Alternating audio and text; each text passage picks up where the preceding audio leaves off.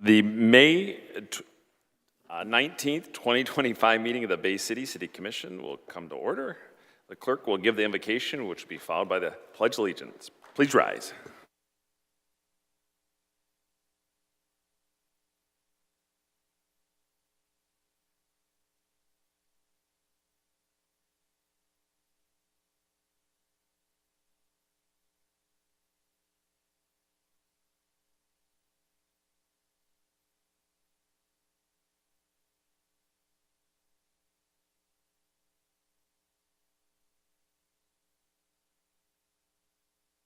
Will the clerk please call the roll? Commissioner Coakley. Here. Bernie Obershaw. Here. Tenney. Here. Hilliker. DeWitt.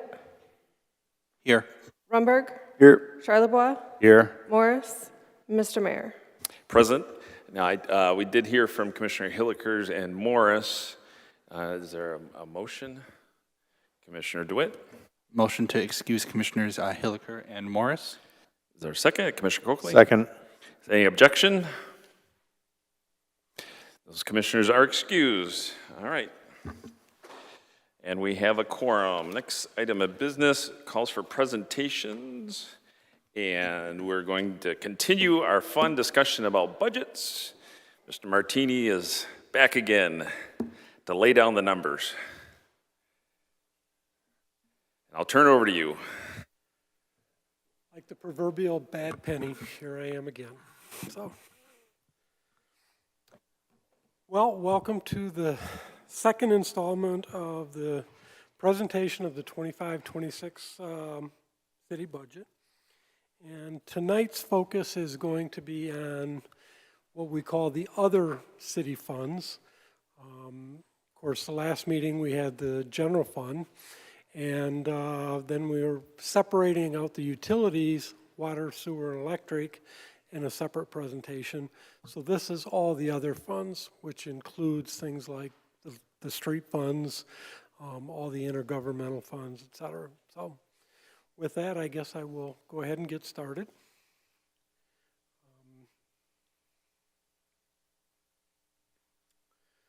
The first one, and because we have a lot of new commissioners, I will try to remember to give a little introduction to what each fund is. The Cemetery Endowment Fund is, for the most part, a permanent savings fund for the maintenance of our city-owned cemetery. So a portion of the revenues are always dedicated to go into this fund and then stay in this fund. And then a portion of the revenues are basically transferred to the cemetery fund on an annual basis.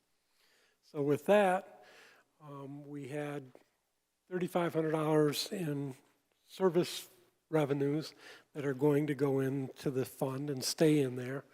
And then we also had interest and rents of $4,700 that will ultimately get transferred out to basically to the cemetery fund. So total revenue expense of $8,213. Major streets probably doesn't need an introduction, but obviously these are the costs associated with maintaining and constructing our major streets. Transfers in, we have a number of different sources. First off, the Marquette Tifa contributed $789,000. I should probably get my glasses so I can see. $785,000. $450,000 of the marijuana funds are in this transfer in number. $500,000 for the ARPA, and then $16,551 from the workers' comp fund. I guess I'm likening that to basically a refund of contributions into the workers' comp fund that is now getting refunded. State grants, we have a fairly significant increase, but this included $800,000 that we received from the state of Michigan to basically cover the cost of our match for the Lafayette Bridge. Interest and rents, pretty much most of the funds are you're going to see increases, and this is primarily because of interest rates increasing. The other funds or other, and this is where the bridge reimbursement revenue is recognized. There's 300,000 there. And then we have another contribution from the Bay City Road Commission of 230,000 for Wilder and Truman.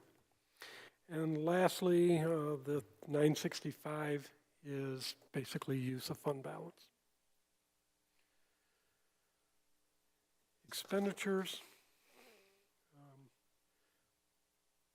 Personnel costs are pretty much stagnant. Fringe benefits went down, and this is consistent with most funds. We had a significant decrease in retiree health care expenses.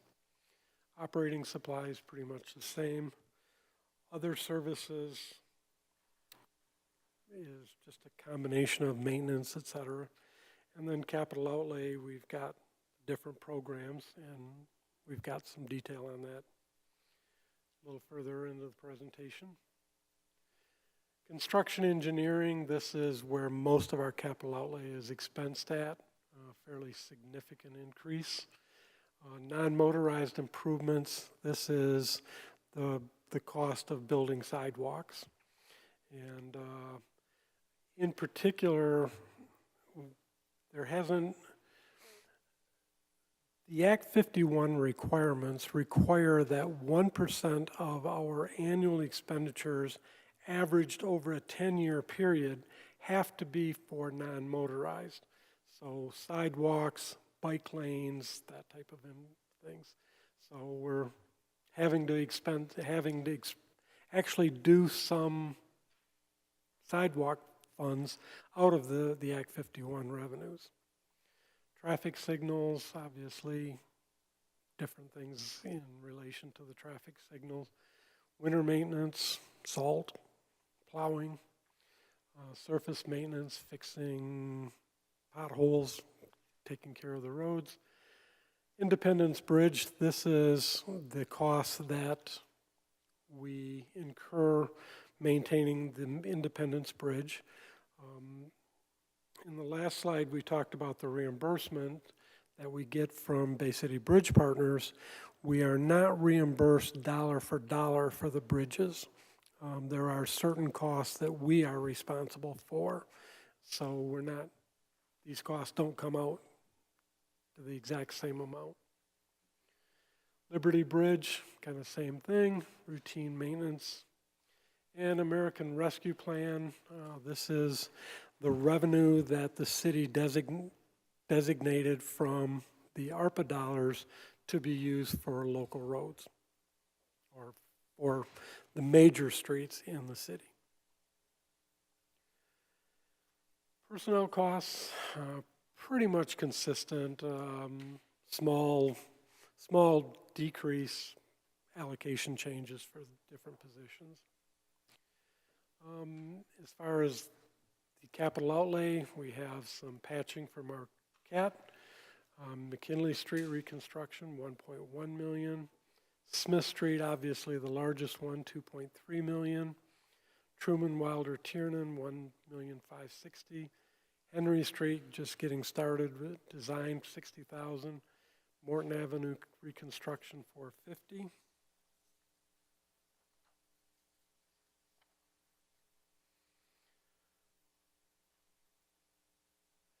Water Street Bridge, 50,000. Again, we actually have 3 bridges that the city owns. Besides Liberty and Independence, there is the Water Street Bridge, which is not a bascule bridge, but it is a bridge that we're responsible for. Signal replacements, changeable message board, salter unit, trailer attenuator, and traffic device. Local streets. Transfers in again, we have 150,000 from the marijuana revenues. CDBG is contributing $900,000 to the local streets. And small refund, 6481 from workers' comp. State grants, this is basically the Act 51. Mr. Martini, make sure you're speaking directly into that mic so we get that. Interest and rents, again, this one actually went down. It is based on actual cash balances, so that does vary a little bit there. And other small things there. Personnel costs were, again, down in comparison to last year. Fringe benefits, quite a bit more. Again, retiree health care was a large reduction. Operating supplies, pretty much consistent, same as other services. Capital outlay, 15% increase. And again, moving on, construction engineering, this is where most of the capital expenses are done. And this is, for the most part, CDB local projects, about 900,000 of that 1.3 million. And then the other typical programs. Notice the American Rescue Plan, we have expended all of the ARPA dollars that have been allocated to the local streets. Again, position allocations, a little bit smaller allocation this coming year. And as far as the capital outlay, we have, of course, the CDBG local streets, 900,000, and we're buying a stump auger, 28,000. Moving on to solid waste management. Charges for services is basically stagnant. We have not had any, excuse me, any rate increases for a couple, 2-3 years now, I believe, and are not anticipating any in the near future. No state grants this year. Fines, typical fines for excess trash, whatever. Interest and rents, we do have some interest revenue coming in. And so total revenues, about the same as last year, about a 3% increase. Small increase in transfers in. Again, that's from the workers' comp refund. Expenditures, personnel are actually down. Fringe benefits are up, but it all depends on who gets allocated to a department. In some cases, medical insurance between a single person and a married person can vary quite dramatically. So it all depends on who's actually in the department. Operating supplies are actually down. Other services are down. And transfers out, this is one that I would kind of like to touch on. The Middle Grounds Fund is one of our sore thumbs, I guess is maybe a good way to put it. It's basically a contaminated area that the city combined together with, used to be General Motors and Honeywell were the ones responsible for the polluting. So we are on the hook now for our portion, as well as General Motors kind of got out of theirs, and us and Honeywell are the remaining. So this number has been going up over the last several years. Solid waste management used to contribute towards that cleanup, but several years ago, solid waste kind of became a problem child where we were constantly spending more than we were bringing in, and they just didn't have the money to contribute.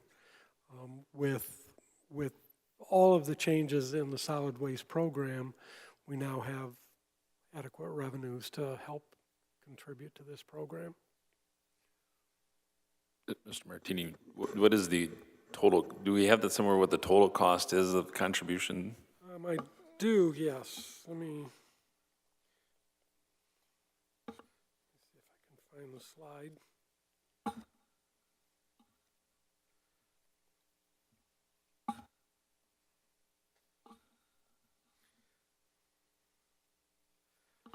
I have the cost broken out on when we get to the middle grounds fund. Okay, if you have it down the road, that's fine. No pun intended. Okay. And last but not least, in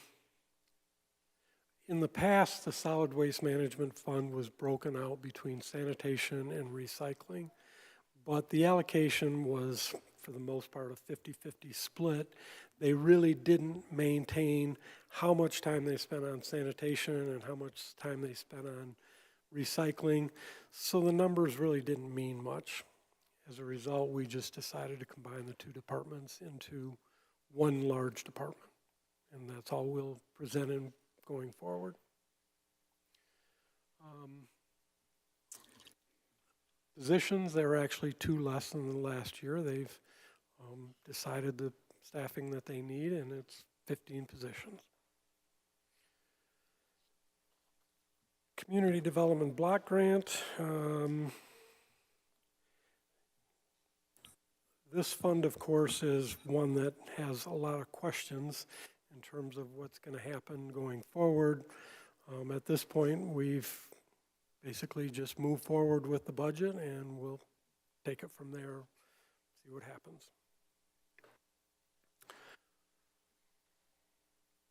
As far as expenses, there's a little bit of personnel costs allocated to this fund. Operating supplies, mainly it's other services and capital outlay, which I do have a breakout of, the capital programs that are associated with it, as well as the major programs. So I'll just kind of move forward into those. Emergency home rehab down, city sidewalks going down, rehab, citywide projects, actually a large increase there. But again, in total, down about 13%. Here's where we are actually using the revenues. So housing rehab, almost 600,000. Sidewalks, 513,000. The neighborhood street project, as I mentioned when I was talking about local streets, 900,000. Bigelow Park, 237. Roosevelt and Bernie Park, 200. Good Samaritan Homeless Facility, 250. And then community policing, 155. Good Samaritan operating expenses, 36. And then from an administration standpoint, Fair Housing Council, 5,000. And then actually administration of the program, 253. Just make sure you're speaking to the mic so we get it recorded properly and people can hear you. Total expenditures, $3,000,001. Personnel costs, again, relatively small allocation, less than 1 person to this program. Emergency rehab, most of that comes from the CDBG program and going down this year. Expenditures reflecting the revenues. Housing rehab, pretty much eliminated. HUD program also eliminated. Local site remediation revolving fund. This is pretty much a new fund that has been created as part of the Brownfield program. And what it is there's provisions where a brownfield that is capturing revenues, at the end of that capture, typically, there's an extension of it for the capture to go into this local site remediation revolving fund. And then this fund is going to ultimately be used to loan money to developers for environmental remediation on their projects. So far, I think we've just had 1 loan. We're on our second one. And worked out fairly well. And we will continue building this fund and then using it for the purpose that I talked about. So it's basically just another tool in our tool belt for helping companies develop here in the city, especially with going into brownfield locations. Brownfield Authority. This is, of course, the program that we have had set up for a number of years where we basically create a brownfield. We capture all of the incremental revenues as the property is developed, and those incremental revenues are then used to help fund or reimburse the developer for the costs associated with environmental remediation, the demolition of various blight structures, et cetera, et cetera. So as you can see, we've got a fairly large state grant this year.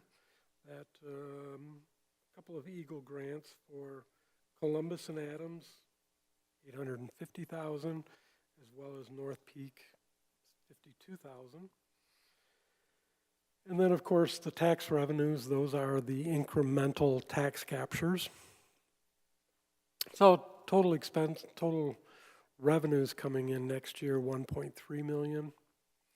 Expenditures, again, 1.3 million. Most of that is going to be for professional services associated with the grants that we received on those other two grants or two Eagle programs. There is a portion of one person associated with that is responsible for the administration of the Brownfield. The Uptown Brownfield, this of course is the Uptown program that has been I think it's pretty safe to say, a huge success. Again, there was a significant amount of environmental remediation, and but then it's resulted in a lot of construction, and for 25-26 we are looking at tax increments of $2.9 million together with another $41,000 in interest, and those dollars are then used to basically, in some cases, reimburse the city for some costs, as well as reimbursing the developer for his costs, their costs, I should say. And then the remainder of it is transferred into the Uptown Brownfield Debt Service Fund to basically pay the debt on the bonds that were issued to do all of the major renovations or remediation. Mr. Martini, I had a quick question. Yes. Do you get asked a lot, the taxes collected, there's not a reduced taxable rate that we have for properties in Uptown? Do they pay their full taxable rate, or? They pay their full taxable rate.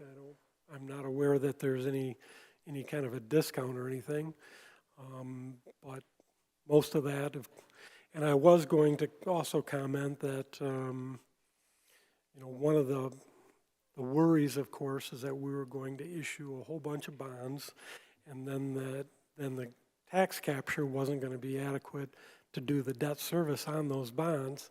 In our case, it's the opposite. We were looking for a 1-to-1 match, and now we're about $2 collected for every $1 of money going for debt service. So the chances of ever having to dip into the general fund to make the payment on this Uptown debt is probably very, very slim. All right, Commissioner DeWitt had a question. Just for clarification on this, first, so far you've hit 7 of my 94 questions that I sent you last week, so we're doing pretty good so far. The same topic with the Brownfield and the Uptown development, from my understanding, the pilot rate, so they pay to the general fund what the original value of the land was. For anything above and beyond that, they pay in to the pilot for either the reimbursement or the debt based off of the allocation of those funds, correct? I'm not exactly sure what you mean by the pilot or the, So the pilot would be the market rate. So they pay the market rate amount, but that segment of it doesn't come to the city for general funds. It goes to the Brownfield itself and the back end. it goes to the Brownfield, which is then split up between going to the debt service, and what's left over goes back to the developer to help pay his costs. Just wanted to clarify that point. Thank you. Thank you. All set. Any other questions right now? Okay. Thank you. Okay, moving on to the DDA. This is, of course, our Downtown Development Authority. They collect about $173,000 in taxes. As far as charges for services is parking fees, et cetera. Fines and forfeitures, again, costs associated with that. In total, $222,000 in revenues. Personnel, the DDA, of course, did go ahead and hire a full-time person. That person has now moved on. I believe they are intending on replacing it. You know, this is the cost of those positions. This is probably also including the cost of the parking ambassadors. They are now considered city employees, or not city employees. Let me rephrase that clearly. They are DDA employees, and but they are employees of the DDA. They are not contractual people. Other services is all the different things that the DDA is doing. Capital outlay. I don't know if I did not break down that. I'm sorry, but don't have that number. Moving on to building code enforcement. The revenues here are obviously licenses and permits. So if you have a building project, you go in and pull a permit and pay for that. And also included in here is like the rental inspections. That's all part of this budget as well. And then transfers in. This is one of the largest programs within the ARPA program was the code enforcement and expansion that is being funded by the ARPA program. For this coming year, it's just a little, it's $1,261,314. The other $18,000 is the workers' comp refund. So fairly significant amount of money. Expenditures, of course, this is all of the personnel associated with the building project and code enforcement. And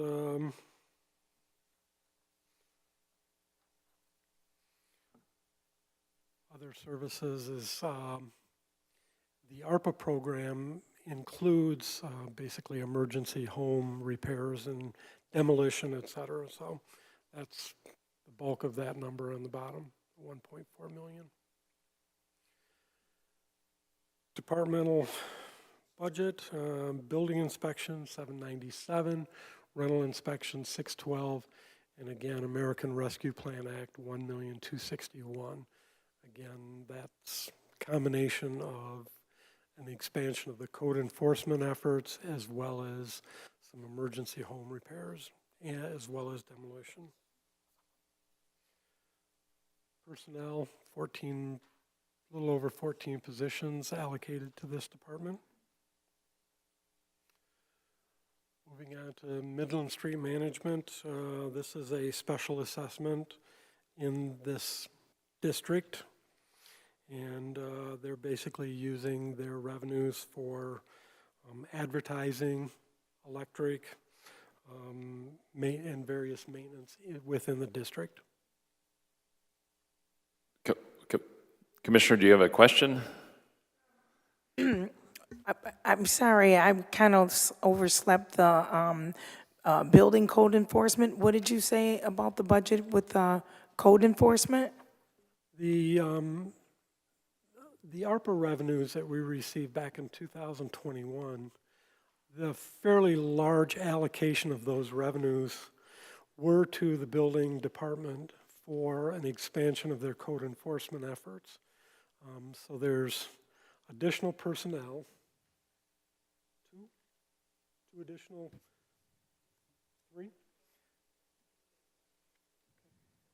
three total positions additional in that department. And then there's also an allocation for emergency home repair as well as demolition. Anything else? I think that's, so those. And that was for what year? Well, it originally was made either in 21 or 22, but the ARPA program is a continuing program. We have those revenues available for use through December 31st of 2026. So literally my last check has to be dated 12/31/26. Anything left over has to go back to the federal government. March 2022, $4 million was given by the ARPA money allocated towards home repairs. I see that we have property maintenance inspectors. There were 2 of them that were hired. Were there any more hired from that time on, up until now? No, there is one other position, the community coordinator position. So those are the 3 that I'm. Could you speak up, please? I didn't hear you. So the community coordinator is one position and then 2 code enforcement officers. So those are the 3 positions that are being paid for from ARPA. Just one last, I don't know if it's a question, it really isn't a question. The ARPA money specifically said you were supposed to hire property maintenance inspectors. So with that being said, I guess I'll have to go to the city manager, so have you, or I'm just saying this is what ARPA expected of the money that was given, the $4 million. So thank you, Mr. Martini. I'm just, we'll have to go over that and see what we can do with that with the maintenance inspectors, because we really need them right now. Thank you. Thank you. Just for clarification, I think code enforcement officials are property maintenance inspectors. That's, maybe there's a I know- nomenclature thing that we I know need for that. clarification. Oh, okay, all I right. know, yeah. I know Okay, that. I thought there was a question there, so thank you. Not to you. Okay, all right, continue. Okay, getting back to Midland Street Management, again, small allocation used for basically promoting that district. Columbus Avenue Management, pretty much the same thing. Small tax capture, again, same kind of services again. Neighborhood Opportunity Fund, this fund is basically funded through the sale of surplus property, if there is any. And for this coming year, the $4,875 is basically being designated to just go in to build the fund balance. There is no expenses budgeted for next year. Drug law enforcement, this program, of course, 4 or 5 years ago, there was a major change in the drug forfeiture program. As a result of that, the amount of forfeitures that we are receiving has drastically been reduced. So again, the revenues are only, proposed revenue is $7,300. Most of that is interest on the money that's in the account right now, combined with planning on using about $4,800 of that money. And most of the other services is the use of those dollars for buy money to basically do sting operations. Water Street DDA. This, again, is a tax increment district and projected to bring in tax revenues of $430,000 next year. Some, obviously, interest revenue on those dollars. But the Water Street DDA, up until just this year, had been using most of those dollars to pay the debt service on the repaving of some of the downtown streets. That was a 10-year bond, and if I'm not mistaken, I made the last payment on April 1st. So for next year, there is no debt service, as you can see. And at this point, the other services is just designating it to go into fund balance. There's about $325,000 going into fund balance, and then some professional service, engineering, and electric for the remainder of it, of those other services. But at this point, most of it is just going into fund balance until they kind of figure out what program they're going to undertake. Midland Street Tifa. There's, again, this is a tax capture of $153,000, $4,400 in interest. And as far as what they're planning on using it for, about $72,000 is going to go into fund balance, with about $77,000 being used for debt service for a past bond issuance. Marquette District, again, tax increment financing authority. Most of the revenues in this case are going to be used to build up fund balance. The Marquette District has typically used their funds kind of in big chunks, big programs, $1 million paving projects. So they're probably building it up again for the next one. Again, here's an example. Expenses, we're planning on transferring about $785,000 out. And this will be to major streets, to $95,000 for a match for Truman to Tiernan, and $690,000 for Wilder Tiernan Truman Street project. So again, using some significant dollars. Marquette District has about 1/2 of a person dedicated to that position.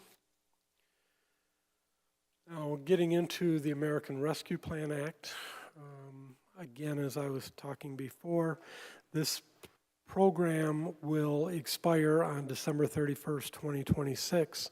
So whatever doesn't get spent in this coming year, we will only have a very small window in the 26-27 fiscal year to basically utilize those funds. Commissioner DeWitt? On that subject, while we're thinking about it, we allocated near 100% of the amount, correct? No, not near 100%. We allocated 100% of it. I wasn't sure if we had any held back for contingencies.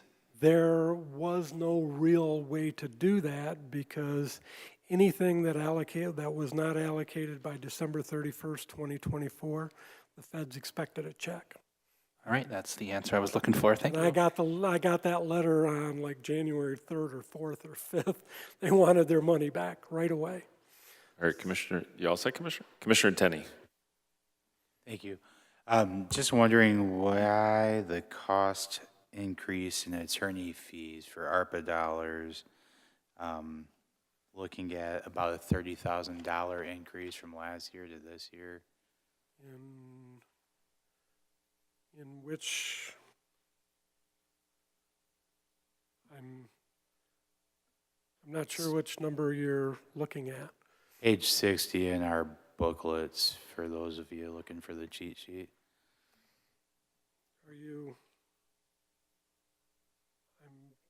Which number are we, as far as the expenses? George, it's under 287. It's under the other services it falls under. Okay, the other services is pretty much any program that is not necessarily a city program. So for instance, the ARPA dollars is not only funding, well, they're funding a very large sewer project, a very large water project, and then the project for in the building department. But in terms of the other services, this is all of those individual contracts that were agreed to by the city. Oh, let's see, Chamber of Commerce had some revenue, had some expenses. Boys and Girls Club, NAACP. Oh boy, United Way. I think he's asking, because last year's was 25,000, this proposed year is 39 for attorney fees. So he's asking what the increase is for the. Oh, and as far as, the attorney fees are really ad hoc.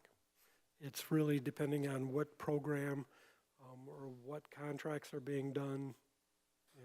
So it may just, and I was looking at the wrong numbers, I apologize. It's more like a 10,000-ish increase, right? Yeah. But it just depends on what kind of contracts we're getting and what kind of contracts they're reviewing, that's it.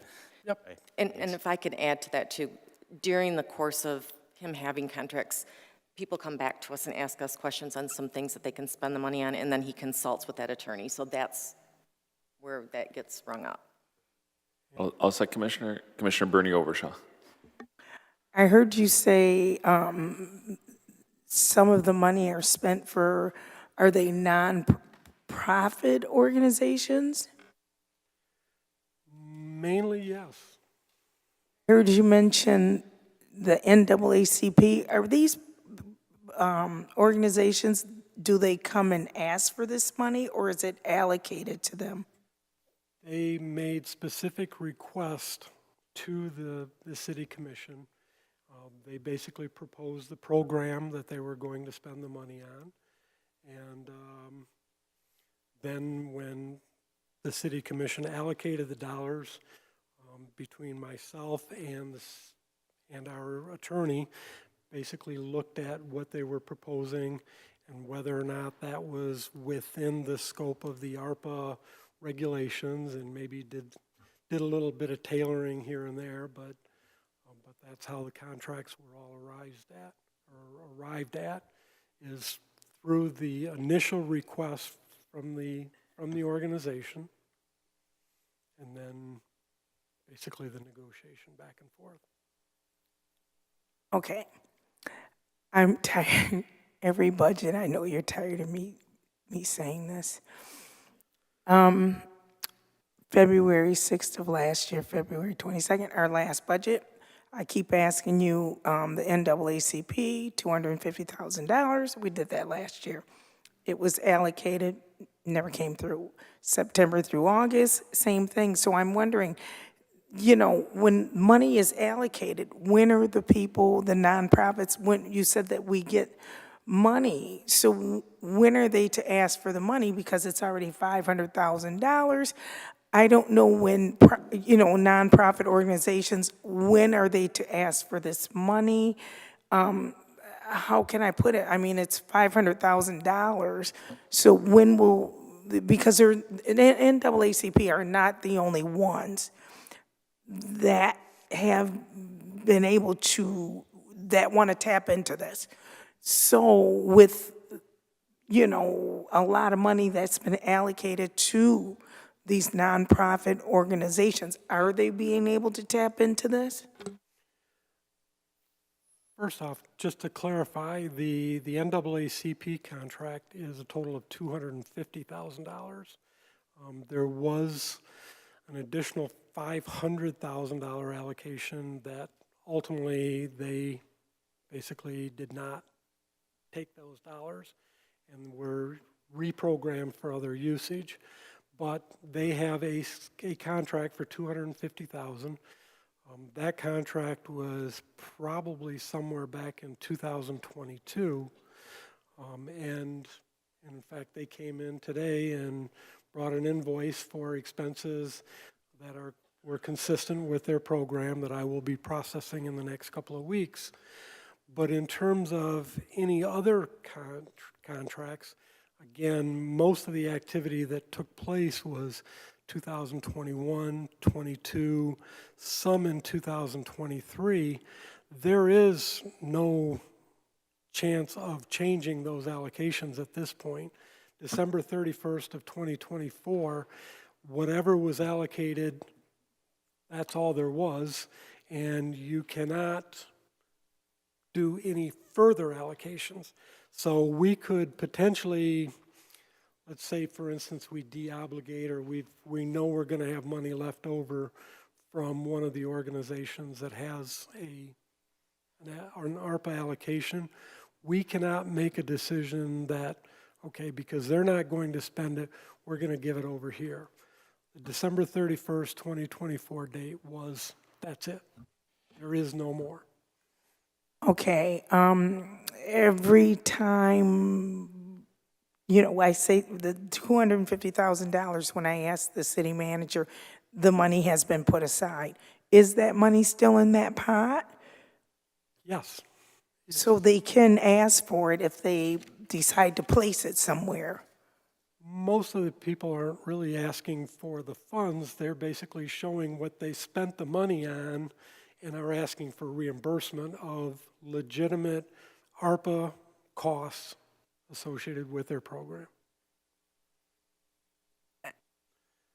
When you have low-income people that have nothing, how could they spend it? It's another subject, but I really don't understand when you don't have money. It's like asking me to go spend $100,000 when I don't have a pot to, in.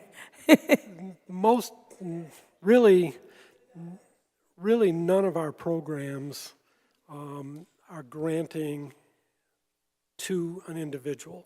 It's always to an organization. That organization has the reserves to go ahead and pay those costs and then get reimbursed from the city. One last word. Organizations, if they're nonprofit, that means they have no money. So it's like, okay, you can have this piece of candy, but you have no money to buy it. So it's like, you're giving someone something, but you're really not. So that's all I have to say. It's like you didn't give it to them. We didn't give it to them in the first place.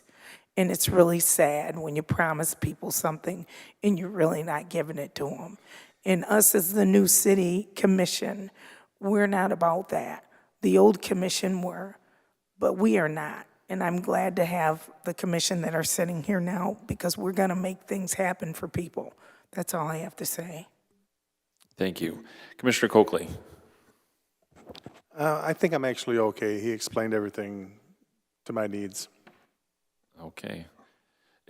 Just a quick clarification. So were all the programs all reimbursable the way it's, I understand what Commissioner Bernie Overshaw is saying is that it's hard to acquire the funding if you don't have the funds and that you don't have the money to get reimbursed because you don't have the money to spend it. But are all the programs, were they set up that way as far as to nonprofits? None of the programs were set up where, okay, we have a $250,000 contract. I give you the $250,000 and then you basically tell me how you spent it. None of them were set up that way.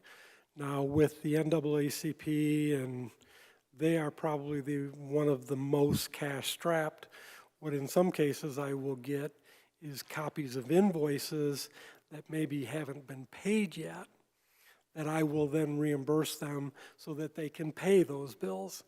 A little more lenient than maybe others. But most of the other organizations, what I receive is an invoice for what they have spent already.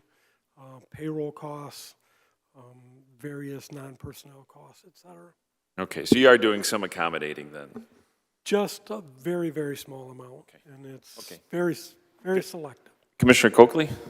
Just real quick, is it a possibility that let's say an organization like that, can they have whomever they're dealing with invoice the city? We've never done that. I realize that, I'm just saying, is it a possibility in certain situations that we could make that happen? I would consider the possibility of that for large expenses. I don't want to start making invoices or checks out to Staples for $37.22 for their office supplies. I agree with that. I'm So- talking about the large ones. If it was a major cost, that could potentially be accommodated. They need a roof at the church. There's only maybe I'd say less than 100 of them left now for the, for the NAACP in Bay City. There's less than that. The church needs things. They need it. Okay, all set, commissioners? Commissioner Tenney? Just real quick, on the topic of it being a reimbursement program, what informed that? Was it the contract attorney's advice? Was it just the way other municipalities were doing it? Was it we're erring on the side of caution? Some combination of all of the above? Can you clarify that? In terms of the contracts, what ended up happening is they proposed to do a certain program, and then in consultation with myself, as well as the city attorney, we looked at how that program fit into the ARPA regulations, and if it didn't fit, they had to retailer what they were doing and to make sure that they did fit within those ARPA regs. George, I think he's asking if other municipalities do the reimbursable program like we do, or do they pay the invoices directly, and what's recommended from the city attorney and the program itself? We've really always used just the reimbursement methodology. I do not know if others are doing it differently. I think the reimbursement method has the least issues in terms of having somebody come in and basically say, no, this is not correct, or you didn't get the proper invoices. Because right now, every invoice that I pay to an organization, there is a complete detail of all the personnel costs that were paid.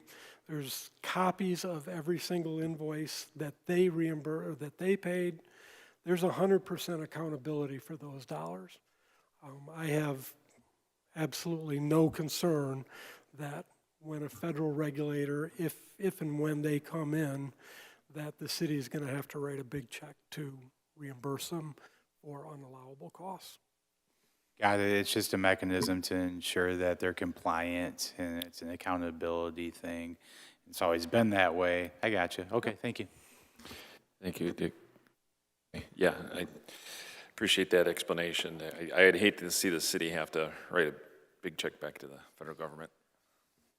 Between having to reimburse for expenses that we really did incur, and even for that matter, having to write a big check for whatever we didn't spend, neither one of those are something that I would like to see happen for the city. We got the $31 million for use. We should use it. So, All right, thank you. all right.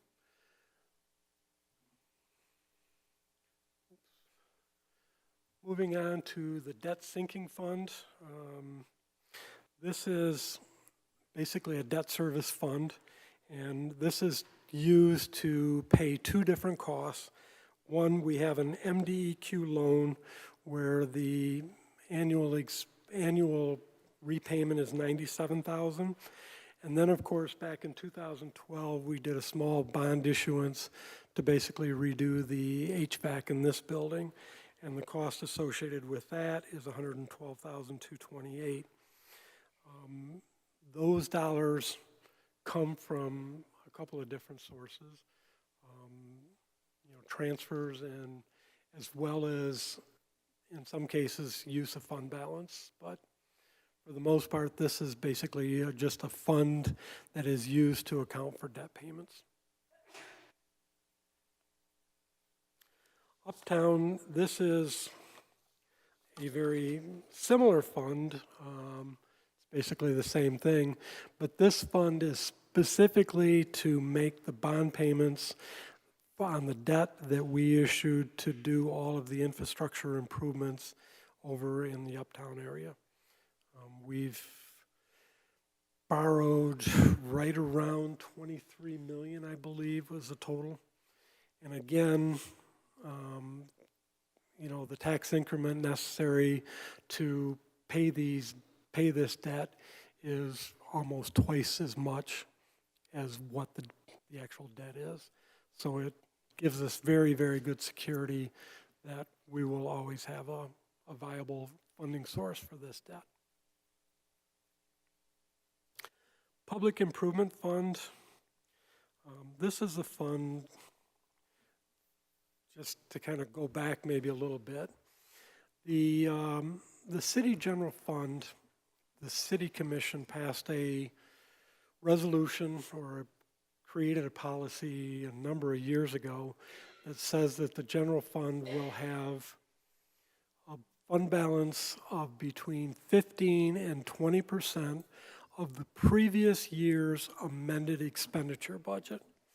So for instance, this year we're looking at the 2024 expenditure budget, multiplying that by 15 and 20%, and our fund balance should be somewhere in that range.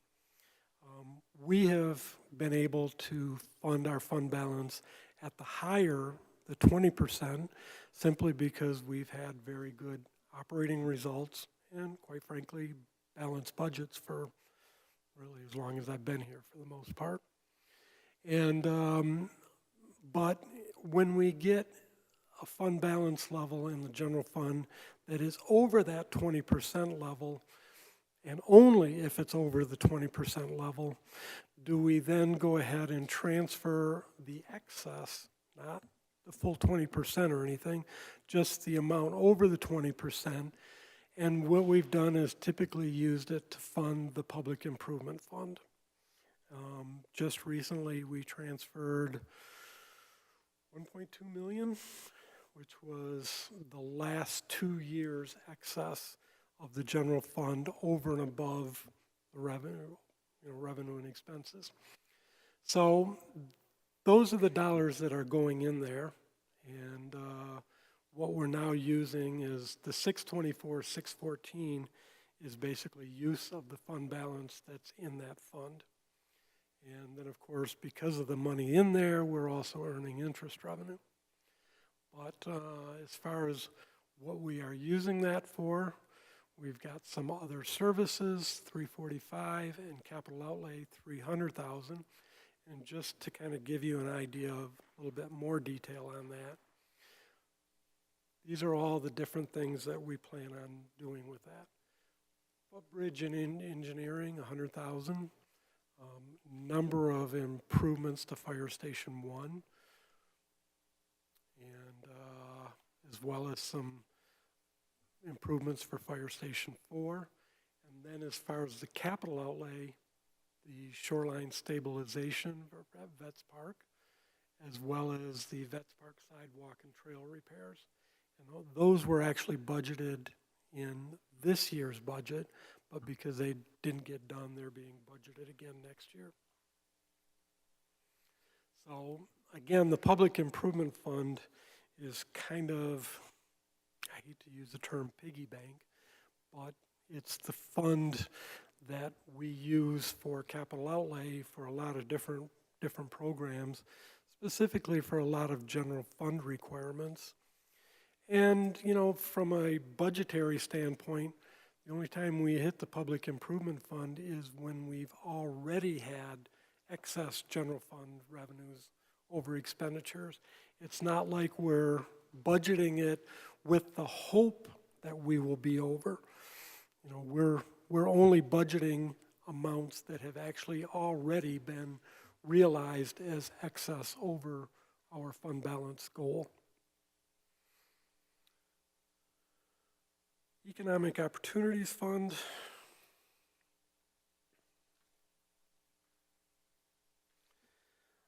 This is a fund that, first off, we've got some grant programs in here, MEDC and the MISTA grants. That's the $50,000. And, but then we're using it for a planning grant as well as for mowing of the large undeveloped area in the south end of the city, as well as property taxes that we pay on the Buena Vista property. That was a wetland swap. So that's basically what this fund pays for. Oak Ridge Cemetery, obviously this is the city's cemetery. Commissioner Bernie Obershaw, you have a question? Yes. Did you say we pay property tax for our own property? It is, but because it's not necessarily being used for governmental things, we are subject to property taxes. So how much are we paying us? Actually, the property is in Buena Vista Township, which isn't really in the city, so we're not paying it to us. So we're paying, so did you say we're paying us or Buena Vista? Buena Vista. Okay, thank you. All set? All right, thank you. Oh, Commissioner. Thank you. Any chance we could sell that property? I don't believe we can. If you want an explanation on how we acquired it, maybe Shelley or Sarah, can you come up and give them an explanation? It was part of a swap years ago. Sounds like it's a liability now. Yes, it is. So we had to obtain a mitigation area because we were going to use wetlands, so we had to obtain wetlands. And to do that, we had to purchase a piece of property, and this was the closest one. But I do want to clarify that we do have a large portion that is farmed, and whatever those taxes are every year is what that farm lease is. So it's a wash. There's nothing that actually comes out of our pocket. The farm lease actually pays those taxes. So it's not a liability, it's a wash. Perfect, I'm good with that. Thank you so much. All right. Commissioner Bernie Obershaw, do you have a follow-up? Okay, you said this was Shelley, that's Sarah. Said Shelley or Sarah. Oh, okay. I'm like, okay, this is, all right. Okay.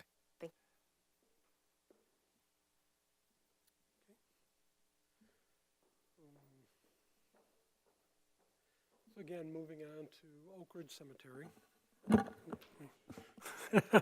Way down. This is, of course, for our cemetery. The general fund typically contributes dollars to make this program work. Typically, it does not generate enough revenues to pay all of the expenses, so there is generally an annual allocation. And then, of course, we have the $4,700 coming from the Oak Cemetery Endowment Fund. So that's the $92,000. Interest and rents, obviously interest on their cash balance. And other revenue is use of fund balance. And then charges for services is the sale of grave plots, lots, etc. Expenses, the other services primarily is the cost of a contract with an organization that handles pretty much all of the maintenance out there. And but then capital outlay, there is a replacement or an expansion of the columbarium for about $50,000, and then about $5,000 for tree planting.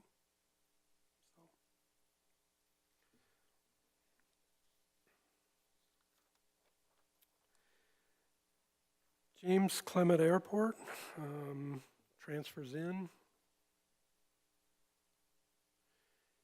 Includes general fund allocation $156,000, and then a small workers' comp allocation back or refund. And federal grants, $342,000, which state grants, $29.25. Other revenues, $137.9. Most of that is actually sale of aviation gasoline. And then charges for services is the various hangar rentals, et cetera.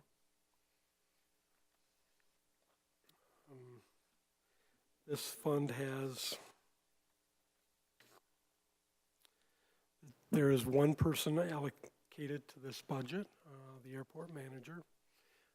Operating costs include the purchase of the gasoline for sale. Other services, just costs associated with operating the airport. And then capital outlay, most of this is all going to be paid for by the federal and state grants. The city is typically on the hook for about 5% of these costs. But next year they're planning on doing a new pump station for $32,000, new stormwater pumps for $290,000, and then taxiway A reconstruction for $58,500, and then they're buying a John Deere Gator for utility purposes. Again, 90% of one position is allocated to the airport manager position. Liberty Harbor Marina, the $866 transfer in is from the workers' comp refund. The state grants, we are not getting a dock grant this year. Other revenue is use of fund balance in the fund. Interest revenues, obviously interest on the cash balance. And then the charges for services, those are the revenues from the rental of the docks for combination of seasonal docks combined with transient docks. There's also various other costs for pump outs and different things like that. Personnel costs, we are going back to having a city employee basically being the manager. In the past, we've used a combination of more temporary staffing for that function. Operating, various costs associated with, stocking the bathrooms, et cetera. The other services is primarily for the staffing for all of the other positions besides the manager position, as well as indirect costs associated with being a city fund. And then capital outlay, most of that is going to be for electrical repairs at the D dock, one of the docks for the city. And Liberty Harbor Marina, again, one full-time position for the summer for the manager, and then the .1 is basically an allocation of some of the administrative staff, secretarial staff. Again, DDOC electrical, $192,700. Commissioner Koch, question? Why the change to a city manager? City employee, I mean.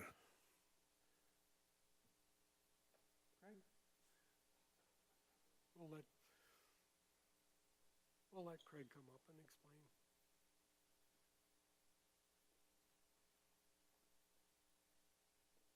Basically, the costs still worked out about the same because we were paying a 40% markup for the temp agency, and having somebody that's a city employee that is, because they're taking money and putting it into a new world and doing all of that, we didn't want it to be, it just didn't make sense trying to keep an employee that was going through the temp agency. I didn't want to have to keep trying to train that person and everything else. So, like I said, the budget ended up working about the same. It was maybe a slight increase coming internally, but it's going to provide better long-term function there. My main thoughts on that are It's not a year-round job, It is not, we don't have them year-round. No, so just looking at it's the just- costs and it's still stuff like seasonal. that. Okay, that answers my question. How long, I mean, Comes in, this year he came in at the beginning of April, I think April 1st or second week of April. And then he would be done when the marina closes in October 15th. so roughly 6 months? Yeah, give or take. And then what does that employee do? So he manages the marina, so he makes sure that the dock attendants are there, watches the budget to make sure if, you know, we're getting close on costs, he cuts some people, make sure the security is there, takes the money from the boaters and stuff like that. So he's just operating the marina. Thank you. Any other question? I do have a question while you're, as far as utilization or I mean, are there dock space available, or are they all filled, or? We are not filled, no. Okay. So how much capacity do we have there? And that's budgeted that we're at half or whatever capacity? We go off of like previous years, but I don't remember what the exact capacity is. We're still getting some people coming in. But yeah, no, we are not at full capacity. We're hoping that once we get all the new docks in the next 4 or 5 years, maybe we'll get more people in, but yeah. Do we market that anywhere, put it on our Facebook page, or that this is available? I don't know if we do. That's gonna be something that I try to work on this year, yeah. There's also a percentage you can explain that we Yeah, have to there's keep a- for transient, Correct, I think it's 20% have to stay open for transients. because we're a safe harbor. Yep. Okay, perfect. Thank you. That's helpful. Oh, Commissioner Tenney. Thank you. So there, to the mayor's point, a couple slides ago, it did look like there was quite the decrease with capacity. Is there any kind of, does anybody know why, I guess, or is there? Failing infrastructure there, and that's why we're trying to replace the docks. I mean, one of the docks has got a bit of a lean to it. There, a couple of the slips we don't even put people on. One slip I think we don't put anybody on because the dock is getting too bad a shape. So I'm gonna say that's probably a big portion of it. So if we build it, they will come, hopefully. That's the goal, yep. Right on, thank you. Yep. All right, thank you. I think we're good. Keep going. Okay. Moving on. Next fund is the DPW service building. Obviously, the city went ahead and renovated a building specifically for our DPW facility. And what we do is, of course, we maintain the building, but then we rent it out to all of the different DPW departments. So engineering, water, the street funds, all of the different departments associated with the city, sanitation, they all pay in order to basically get housed in this building. And then, of course, what we do is we have one person who's kind of the coordinator position, but then there's all of the different operating costs and maintenance costs. But the big thing, of course, is what we did is we borrowed about $14 million to do the renovations. So now we have to pay debt service on it. Commissioner DeWitt has a question. That's kind of where my question is going. What is the timeline of getting that done? Because when I was going through these and trying to match the rents to departments, because it's not exactly one-to-one from what I thought, that's a huge expense that's being charged to other departments right now. What's the timeline on those bonds? Was that a 10-year or was those longer? I'm pretty sure it was a 20-year bond. I'm sorry. 20-year. 20? Okay. Yes. Because that's like, seems like a lot of money going to charge for rent to a lot of departments. And it looked excessive on the percentages of expenses. Well, in terms of, we just built 3 new pole barns, and obviously there's a lot of, I think it's about an 80,000 square foot building, not including the outbuildings. So I guess I don't know exactly what the other costs comparable costs if you wanted storage, or not storage, but actual usable space elsewhere would be. More so the back-end savings. So we've, if I am correct, we have effectively abandoned the old electric station, or electric administration building, like the admin, not the back storage, like the front offices are gone, right? Those are no longer there. They are out at DPW? The DPW building has been abandoned. That's the building that's closest to us. But then there's the next building, which is the electric service building. And then there's also another building that's associated with electric. So there's actually two buildings there that are utilized by the electric department.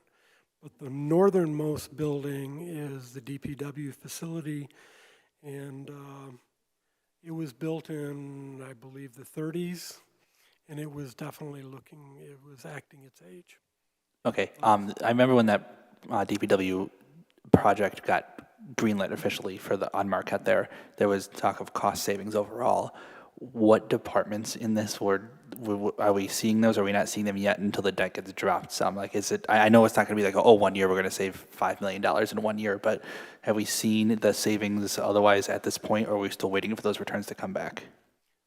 The old DPW facility was fully paid for.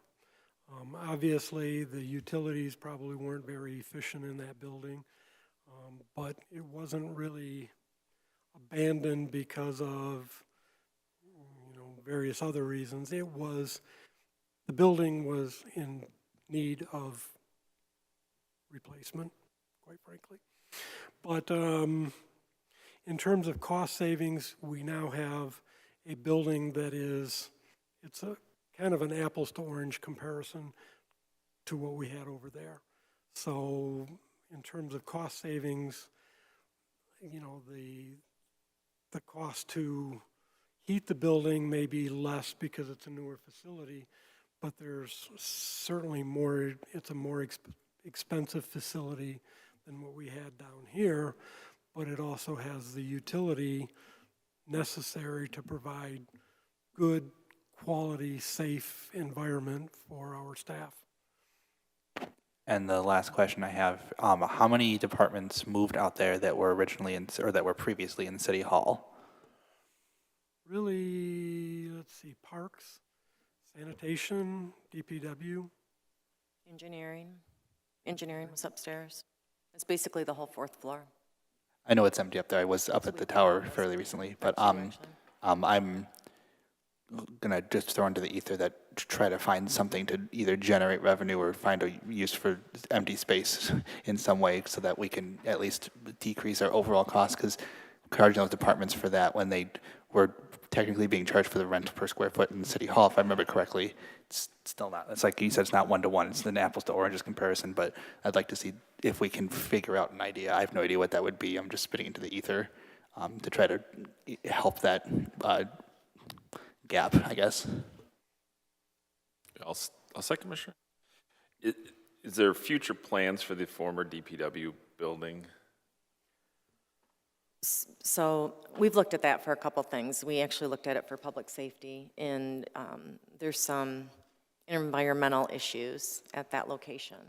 So Shelley is working through some of those right now, so we're going to have to really wait to see if anything is ever possible to go on that site. Okay, perfect. Thank you. Okay, moving on. This is the Defined Contribution Retirement Fund. And what this fund is pretty much all of our newer employees, who none of which are eligible for the old defined benefit retirement system, now basically receive a defined contribution pension benefit. And what we do is as we expense out payroll, we charge that department for their contribution or the employee's contribution for the defined contribution plan. All of those funds are basically deposited into this program or into this fund, and then we send them out to, currently it's Mission Square, that is our defined contribution provider. Clarification, you said the employee, their employer portion, the city portion, that's represented the city portion of the contribution? Actually, this represents both city and employer and employee contributions. So it's combined, okay. And, but then what we do is we take those dollars and turn around and send them back out. They really do not sit in this fund for anything more than, I don't know, 15 minutes maybe. The money gets in at the same time that it goes back out again.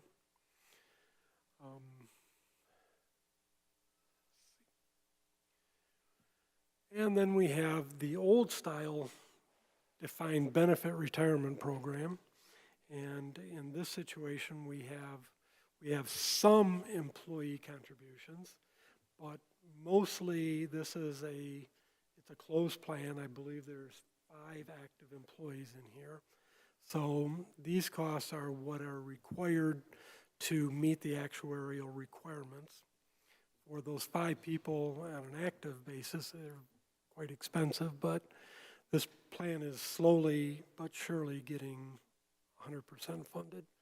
So I won't say that this is going to go away, but it should get lessened as we move forward. Oh, okay. I didn't hear the timeline. Oh, I would hesitate to say that what the timeline is because, you know, we could get to 100% funding, everything's all good to go, and then the market tank and we're kind of back. That's the one tied into the stock market, I recall now. Are those folks active or they're retired drawing off of that? Most of the employees are retired. There are still 5 active employees. So the 5 are active that are still in that back. Okay, thank you. Information technology, this of course is our IT department. They basically provide all of our technology here in the city. Obviously, they basically hooked me up with this whole thing, et cetera. And then basically, depending on what kind of equipment and what type of issues the department has or what type of technology they have, they are charged accordingly for the type of services that they receive. So for instance, my department is also in charge of payroll and the budget and the accounting system. So obviously my costs are much higher than a lot of other departments, but again, the charges for services is basically an allocation of those costs to all the user departments. Expenses, personnel, fringe benefits, other services, lots and lots of service contracts for everything imaginable. And capital outlay, we have new PCs, new servers, new switches, things that I'm not even going to try to explain. So that's why I'm in accounting. There are 5.5 positions dedicated to this function. And middle grounds, as I promised before, I wasn't able to find it, but the cost associated with the remediation this year is for 2026, the total cost is going to be $2,109,000, of which the city is going to pay $1,270,000. Next year it goes up to $2,174,000. Following year it does come down to $1,681,000. So this is a fairly significant cost to the city. Now these costs are including what is ultimately going to be allocated also to Honeywell. They pay 34%? Just under 40? Okay, just under 40%. It's a little more than 34, but. Commissioner Tenney has a question. Just real quick, You reminded me, sir, that you mentioned that GM somehow got off the hook for their portion of this. How the heck did that happen? Is there a way to get them back on the hook? They filed bankruptcy. Oh, well, that makes sense. So after they got bailed out, there's no hope at getting them back on the hook, I'm assuming? No, I don't think so. All right, thanks. The question, I do have, levied by this, who levies that, that remediation, or how is that levied against? It's not levied per se. It is basically, we work with a contractor. But who's requiring it? Is a state requirement? Was there any kind of judgment against the city? There was a judgment against the city, so we're required to, I'm just trying to get to, no, there was not a judgment? No. Could you just clarify it? So, because it is a pretty significant sum that we should understand exactly what that is and what future liability, and is there any chance that could come down? So it's not a judgment, but we're under a consent decree with the state of Michigan through EGLE, and they enforce that consent decree. That consent decree includes your traditional contaminations, but any emerging contaminants. So when PFAS came out, we started doing testing and found that there was an amount of PFAS. It's not huge, but it's over the criteria. And so now we have to do some mitigation, not so much remediation, because you can't remediate that in the location it's at, but mitigating, making sure that we're not putting PFAS into the river. So now we have mitigation responsibilities to put certain mechanical controls into place, and those are expensive. Is there potential down the road to ask for, any other resources, funds available? Sure. Because that's a large sum of money every So year. we are considered a responsible party because we operated the landfill and allowed the items that were put in there to be put in there. And so from the federal government's perspective, we are a responsible party and we are not allowed to receive any benefits. So we can't apply for grants or anything like that. The only way that we could get assistance is to apply for an appropriation, which we have requested one through the state. Okay, thank you. Any other questions? Okay. Oh, Commissioner Shalaba. Is this essentially for testing of the water wells there? So we have a number of water wells, so it does cover some of the testing, but it's also to cover installation of a colloidal carbon wall that will help to filter the liquid that's in the island so that when it goes out to the river, it's clean. Was this a Superfund site? At one point in time, yes.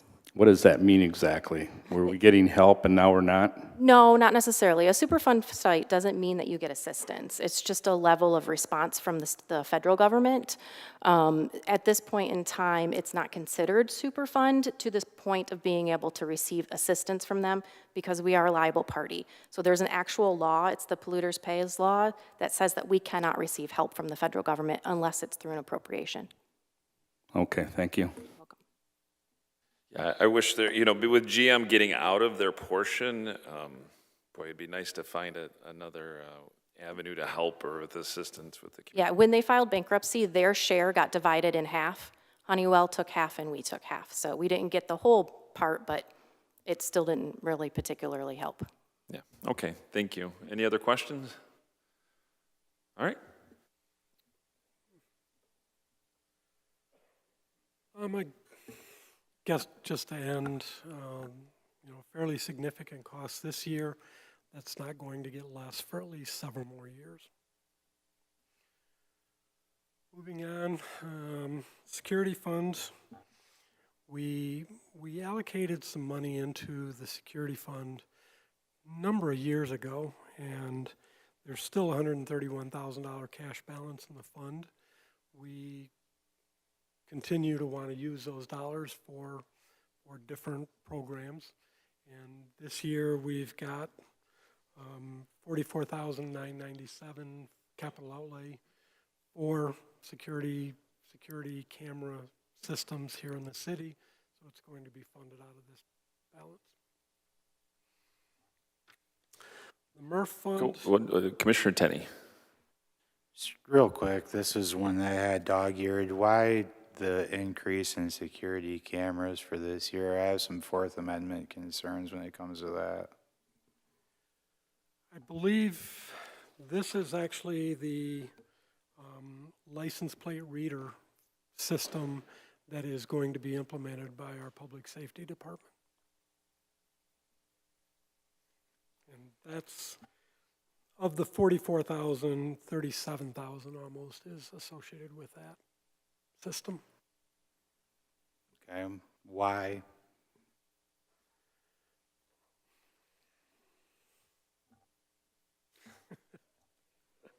I'm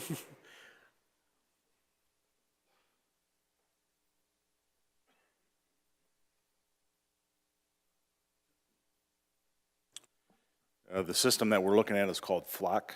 They're license plate reader cameras that are used throughout the country, really. A lot of private entities have them, and a lot of municipalities are putting them in as well. So basically, they help us with reacting to crimes that have happened. So if we have an armed robbery, let's say, we'd be able to enter certain information. Might not be the license plate, it could just be the description of the vehicle, stickers that might be on it, that sort of thing, and it'll generate output for us to follow up on from there. So what about John Q. citizen who hasn't committed a doggone crime getting surveilled because, just in case?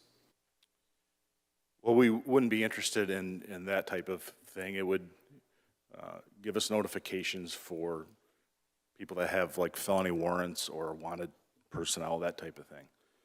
But we wouldn't be monitoring it ourselves. It's just a computer system that generates to us. I see, so it's to look back on, basically. And we're not talking like eye in the sky, get a ticket by mail sort of system, nothing that sophisticated. No, it has nothing to do with tickets. You know, honestly, you'd be surprised how frequently you are already in a license plate reader area. Home Depot, for example, I believe, Home Depot or Lowe's, one of the two, I think they're a national company that have them in their parking lots, and they'll connect with the Michigan State Police and be able to connect into that whole system. So it's very frequent. It's, you know, just a modern technology that is prevalent nowadays. Not a fan, but hey, that's not your fault. Thank you. Commissioner Charlebois. As far as you know, is there any research that these cameras help prevent crime or catch the bad guys? Well, we've had success, even though we don't have the program yet. We've already had success with certain incidents. 7-Eleven cameras or?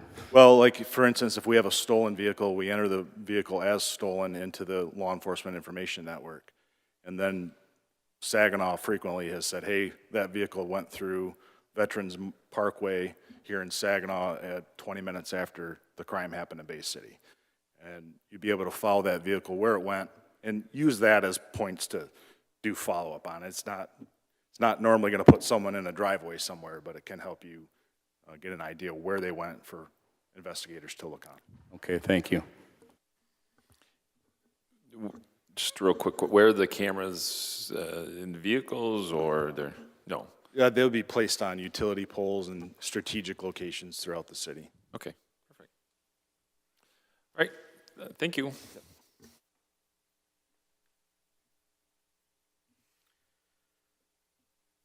Okay, next fund is the MRF fund, and this is, well, MRF stands for Motor Equipment Revolving Fund. This is a fund that I guess you could say owns all of the cars, trucks, pieces of equipment in the city, and then basically this fund leases them out to the street department or the sanitation fund, et cetera, et cetera. They are, MRF, of course, is the one responsible for changing the oil, putting new tires on, fixing the transmission when it gets blown out or something like that. They're the ones who are basically doing doing or contracting for all of the maintenance on all these different vehicles.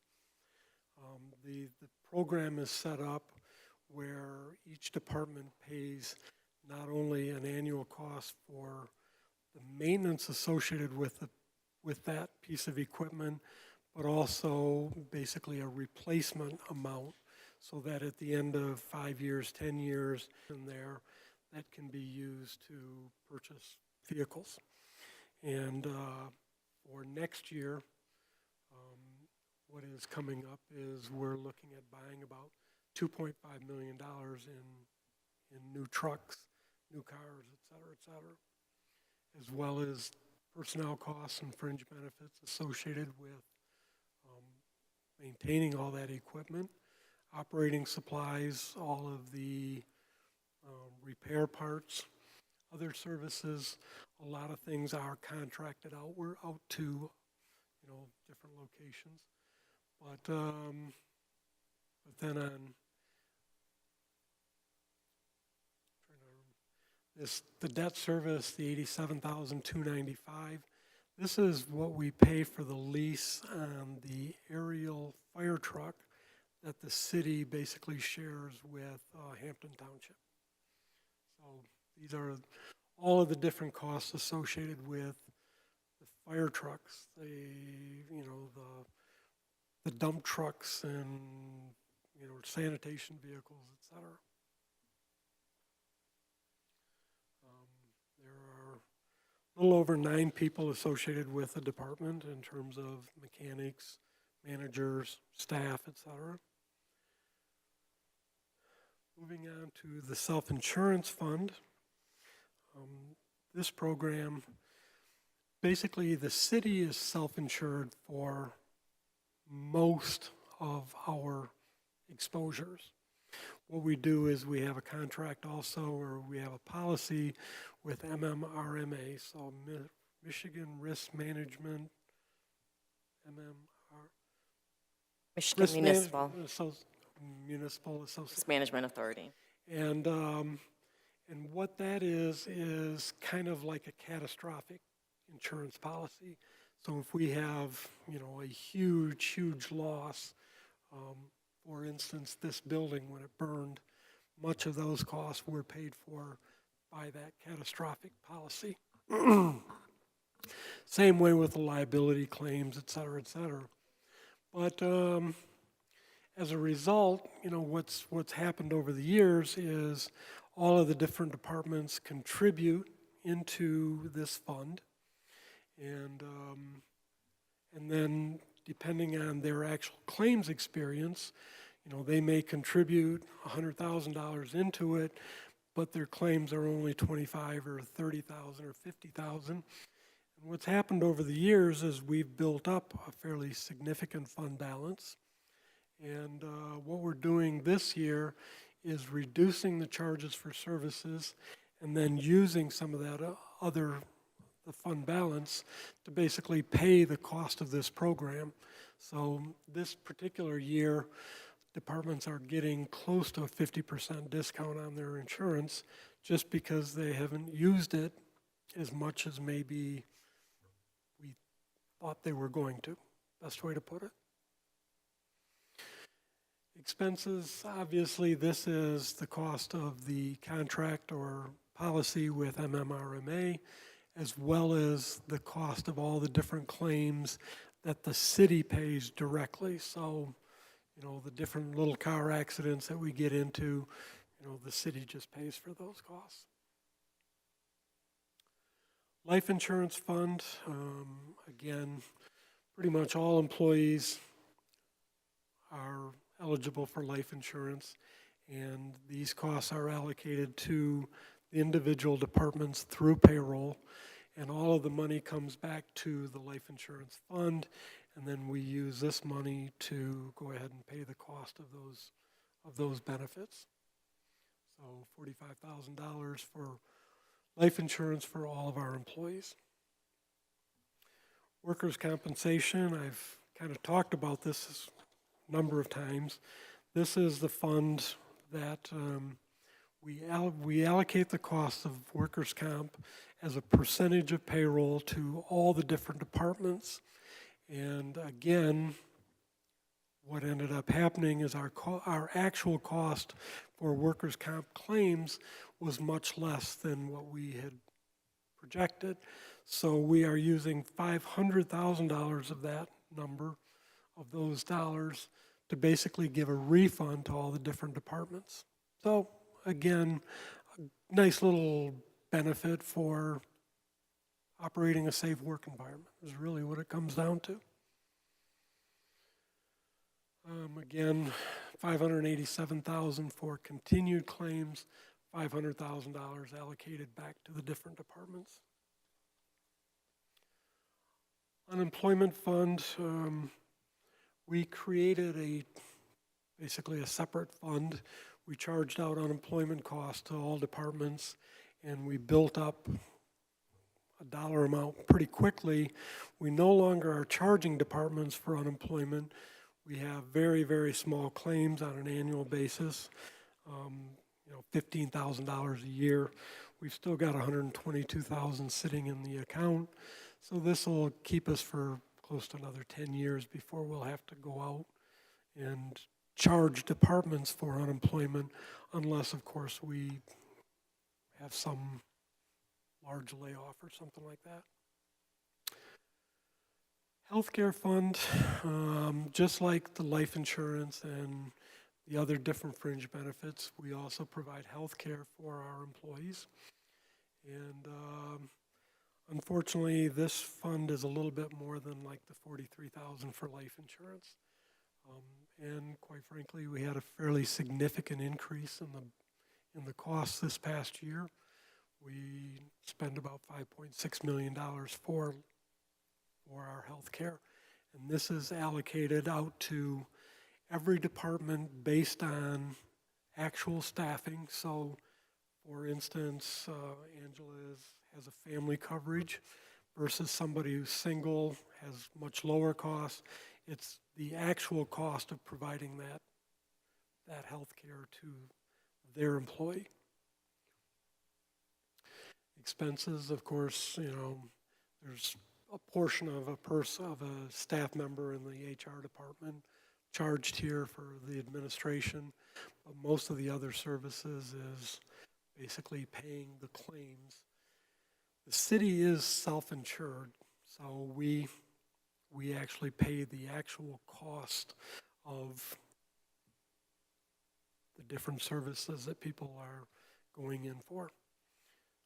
Of course, we pay the administration of Blue Cross and a stop-loss payment as well. It's lots and lots of money. Again, small allocation of less than a half a person to this fund. Disability insurance, pretty much the same thing as what I've talked about before, just the cost of disability insurance for all employees. Healthcare savings, this is the fund that basically replaced retiree health care, or the old style defined benefit plan for retiree health care. So instead of employees having an insurance policy to pay their health care benefits in retirement, what the city does is it contributes 6% of payroll into a fund that is managed by the employees, so they can be risky or be as risk adverse or as risky as they want in terms of the investment of it. And then those dollars, when they retire, are their dollars, and they can use it for healthcare purposes, including even like over-the-counter drugs, etc. But Commissioner Charlebois. Move for a 5-minute recess. Commissioner, we have like 2 more slides, and then I plan on taking a recess. Okay. But this fund, if you notice, there's another revenue, and our program has a vesting requirement. So you have to be vested for so many years before you can take those dollars with you. If you leave, those dollars come back to the city. That's what these other revenues are, and ultimately they're transferred back to city funds.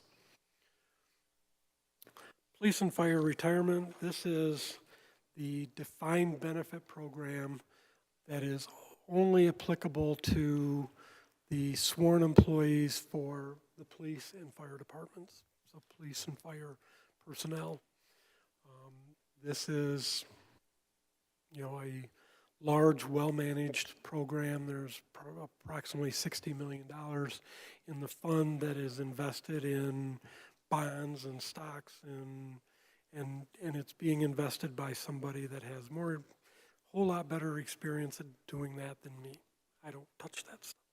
So anyways, this is the money that is being taken out of the police funds and put in there, and the $3.4 million is the expected investment revenue. And then on the next page we have fringe benefits. The 6.7 million is literally the dollar amounts that we are paying to the retirees. So $6.7 million in benefits. Other services is investment cost and revenue expenses, et cetera. And retiree healthcare trust fund, this is similar to the defined benefit plan. This is the old style retiree healthcare that people who are still in this entitled to it receive a healthcare policy when they retire. And we have been putting money into this trust for a number of years. And at this point, the interest is actually building to be very, very significant, so much so that what we are actually charging to departments is almost getting to the point where we make as much in interest as what we contribute. And that's the way it really should work. And of course, the other services is the cost of those insurance policies, basically. With that, that's the end. All right, any other real quick questions? All right, so I'm gonna adjourn us till 7:25, so you get 8 minutes.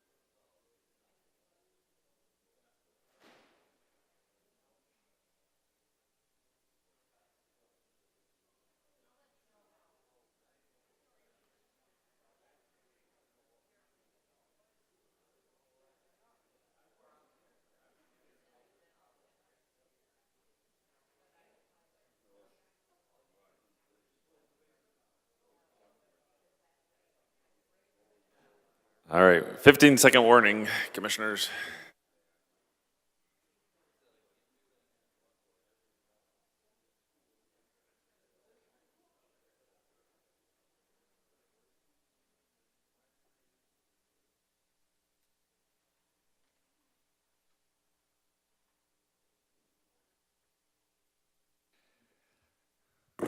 All right, it's now 7:25. We're back into regular order. Just let the record show that we're just missing Commissioner Bernier Obershaw.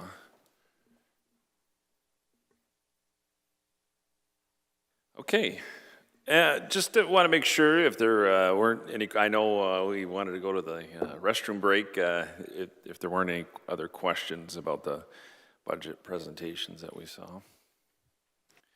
All right, seeing none. Next order of business is the adoption of the agenda. Is there a motion to adopt agenda? Commissioner Tenney? Move to approve the agenda as presented. Is there a second? Commissioner Rundberg? Second. All right. Do any members of the commission wish to add an item to the agenda? All right, seeing none, will the clerk please call the roll on the adoption of the agenda? Commissioner Coakley. Yes. Tenney. Yes. DeWitt. Yes. Rumberg. Yes. Charlebois. Yes. Morris. Yes. 6 yes. All right, the agenda's been adopted. Next order of business is the consent agenda. Do any members of the commission wish to make a change to the consent agenda? All right, seeing none, next order of business calls for public input on the consent agenda. This is the opportunity for citizens to remove an item from the consent for consideration on the regular agenda.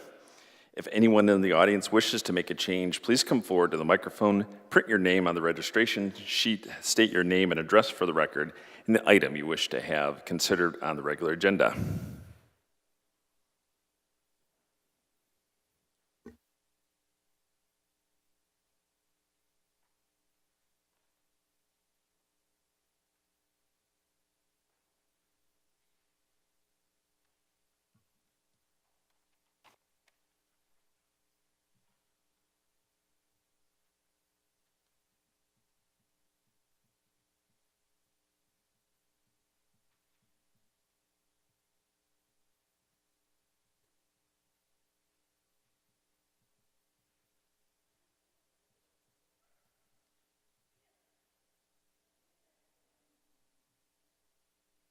Today's date, please.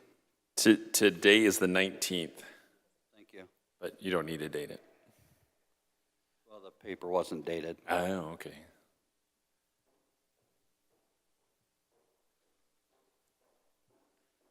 Just make sure when you state the item you want removed and just a brief description of which item.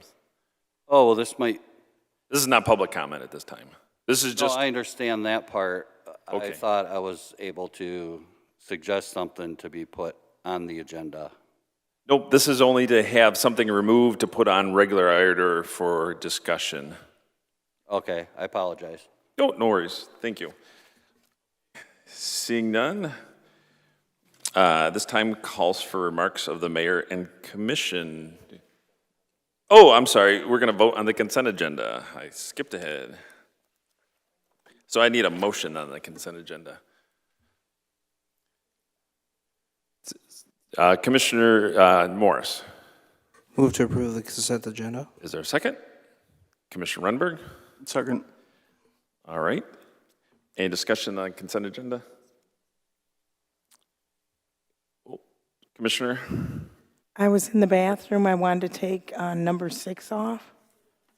What is item 6? City manager recommending contract with Mid-Michigan Roofing LLC, Saginaw, Michigan, for construction services to rehabilitate. Commissioner, that's all we need. I just need a brief description of what it is. Perfect. All right, thank you. All right, thank you. So we'll remove that, and then we'll take a vote on the consent agenda minus head item. So good? Okay. Commissioner Bernie Obershaw. Yes. Tenney. Yes.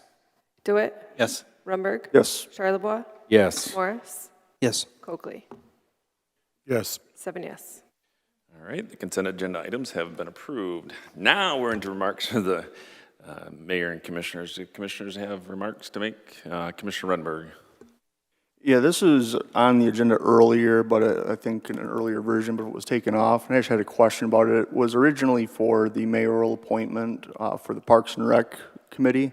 I know we had some discussion about the youth seat being a non-voting, but this, from what I understand, is just an advisory board. So is there a reason why the youth seat was non-voting, or have we changed that? I'll have the city manager answer that.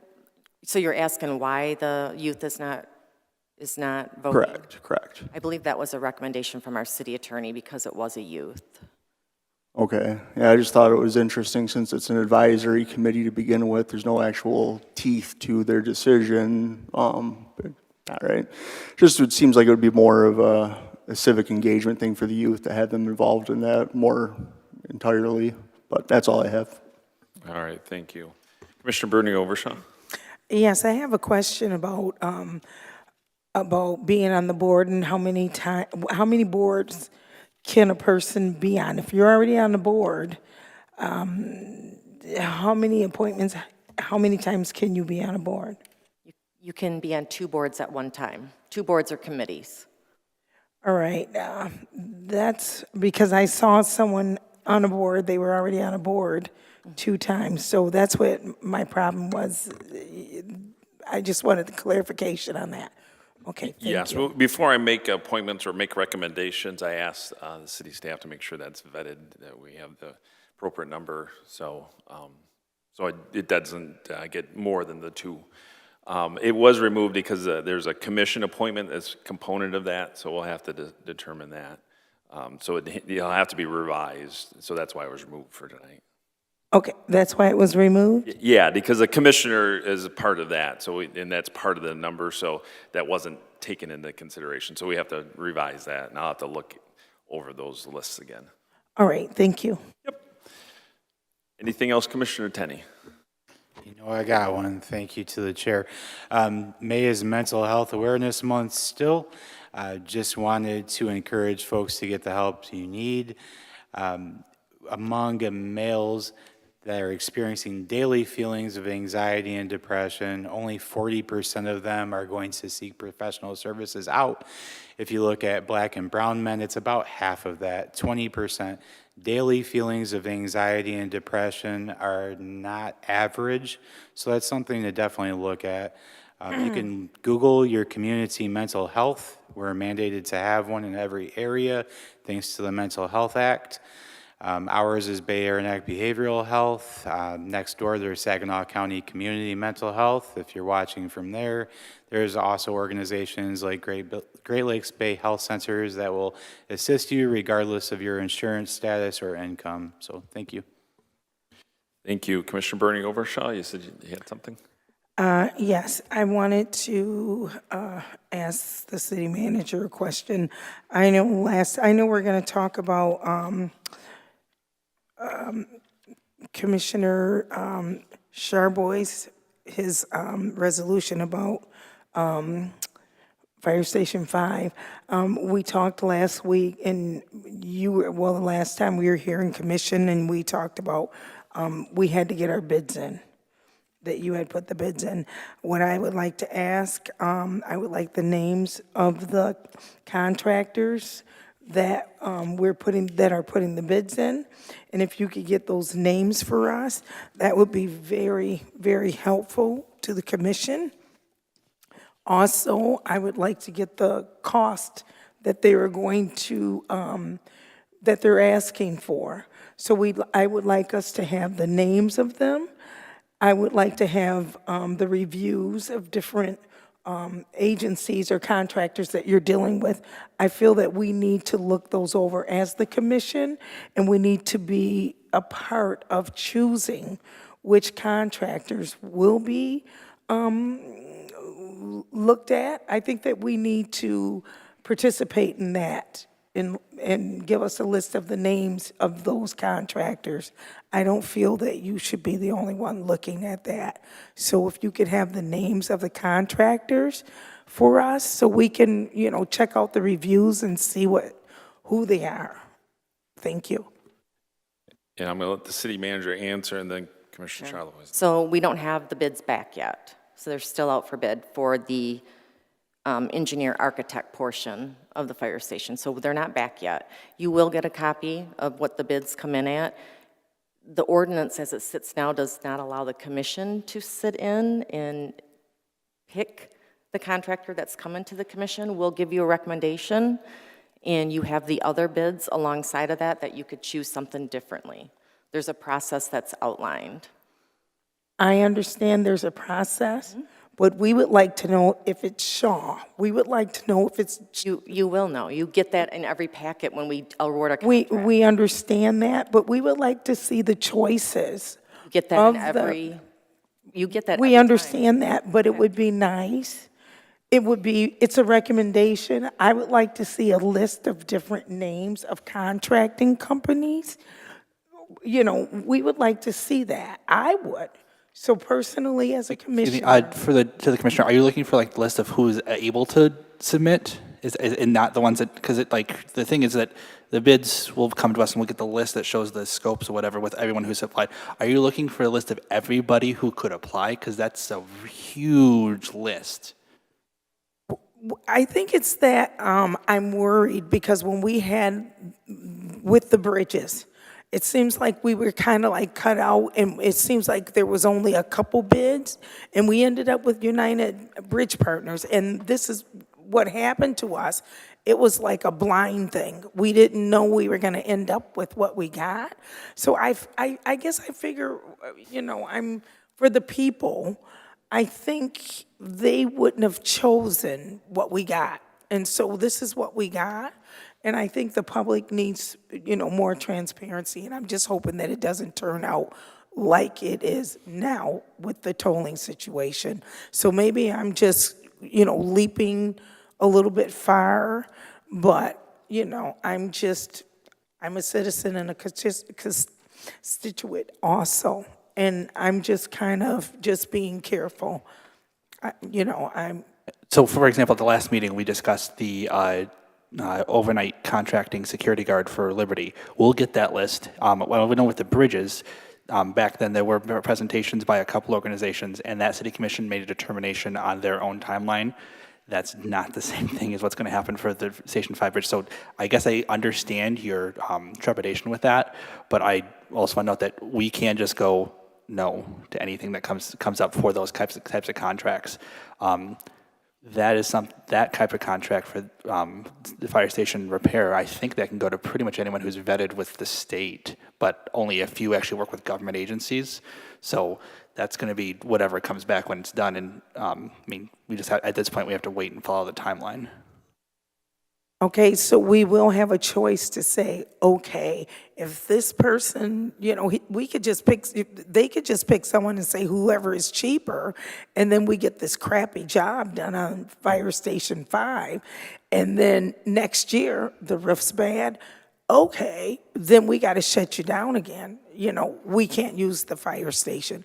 So what I'm saying is that I feel we need to really review who's going to do it to make sure, hey, this fire station's going to stay open for, 20, 30 years. We don't want someone to come in there and do a bullcrap job just for the sake of it to shut our mouths about this fire station, and then they come back and shut it down. We see it in the news like they did. They just took it from them in the news, and they woke up and said, hey, wait a minute, Fire Station 5 is closed.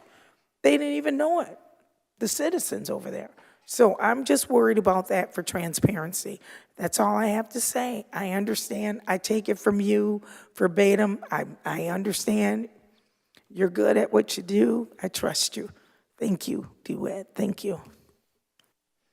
All right, Commissioner, I had others. you always have the choice on everything. We vote on everything. Commissioner Shalaba. I just wanted to say to the commissioner that some of the things you're concerned about, I tried to be very specific writing, and it went back and forth a little bit. Within the law, we should get everything that you're talking about. I'm pretty sure of that. That's all I have to say. I'll say Commissioner Coakley. Just to be clear, everybody who turns in a bid, we get to see that in the packet? Just like every other contract that Yep, comes before you. that's what I thought, because I had noticed it had always been in there. Every So, packet. so everybody who turns in a bid, it is there for us to see. And it's going to Absolutely. continue that way? Yep. Thank you. Commissioner DeWitt? Okay, other things, did we ever get a final, or a first open night from the Good Samaritan Rescue Mission for the temporary system? Because I know it was pitched as May or June. Yeah, we don't have one yet. Ms. Kiesel is working on that with Good Samaritan right now, so we'll get that for you. Okay, because I'm getting nudged on that one too, because it was 5 months ago and they said May or June, and everyone says May and you hear May 1st. So I just want to get that settled here, so we're ready to go.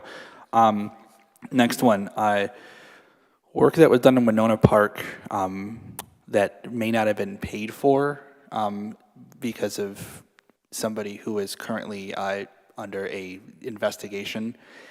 If they did work in a city, if an organization did work in a city park and we are seeing the benefit of that, what recourse is there for them if they have not been reimbursed yet?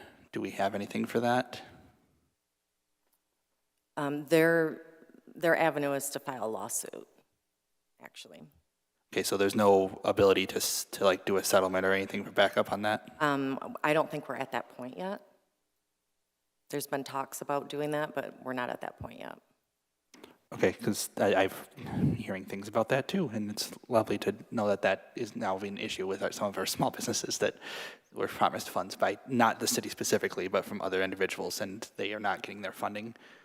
The last one that I have for tonight is the whole difference between local streets and major streets. So like, I know it's been discussed, we've discussed it in this chamber about what's the difference between major streets and local streets and what's couponable, what's not.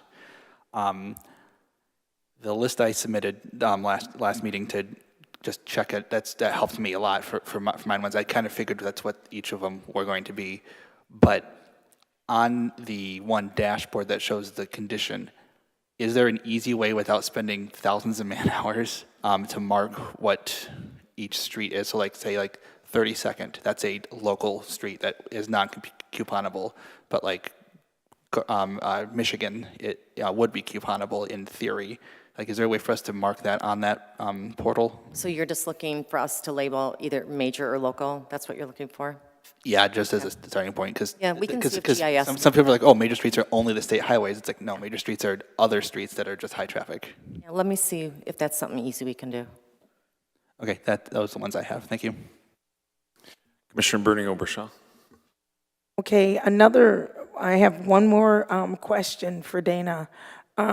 I wrote you last week, and when I was here, I asked you to have in the code enforcement, because I wrote a resolution about the landlords in enforcing code enforcement to make sure that the landlords do the upkeep and take care of the law for the 167/1917 compliance with the Michigan law for housing. And when I asked you about the code enforcement, and I wanted Sue Coggins to come, I wrote the resolution or whatever, you stated that she was not the code enforcement head. So, and I wanted her to come to chambers. Well, I took back my resolution, or it was sent back to staff. So I found out who is the inspector. And so I wrote you the letter and asked you, could you have them here when we have our presentation? So you never did write back to me to let me know who those rental housing inspectors are. So now I would like to have, his name is Troy Sierras. There is another one, the property. Point of order, I'm not sure you can, But they're in the, but I don't think you can demand people to come, correct me if I'm not wrong. demanding them. I asked for the department. And there are different sections of the department. The department can do a presentation, but I don't think you can demand that certain people come up, city employees. Well, they're the only ones that can talk for Okay, that. it's being confirmed. Yeah, they're the only ones that can talk for that because she doesn't know anything about the rental, and she's not a rental inspector. I'm writing about the rental inspectors. She's the, I think it still goes through the department head. Next month. she's not the head. She's even. We do have a Department presentation. coordinator, I'm sorry, department coordinator is the correct terminology. Our next meeting, we do have the presentation, I understood. She can't give a presentation on inspectors. Yeah. She doesn't, she said that Commissioner? she couldn't at our last meeting. Ms. Coggan will be at the next meeting, and she can speak for that department. She can speak for the inspector. She's not the department head, is what I said. Debbie Kiesel is the department head. You said that she is not a department head. That is correct. So I asked, could the rental inspector, could he come to the chambers to give a presentation with her? And I asked for the other rental inspector maintenance because it is about landlords having their homes registered and inspected for rental violations and registration violations for not registering their rental units and renting homes to people that are not kept up to code. So I asked you that. You never wrote me back. You said Sue Coggins is not the head. You said she's a coordinator. So since she was the coordinator and not the head, I decided to ask. You said she wasn't the department head. She's a coordinator, right? So I decided to go straight to the rental inspector because she doesn't go to the homes. She doesn't do the porches. She doesn't violate the electricity. She doesn't do anything inside of the rental units. So there's nothing that she could tell me. There is nothing that she can tell me about them registering the apartment buildings. There's nothing.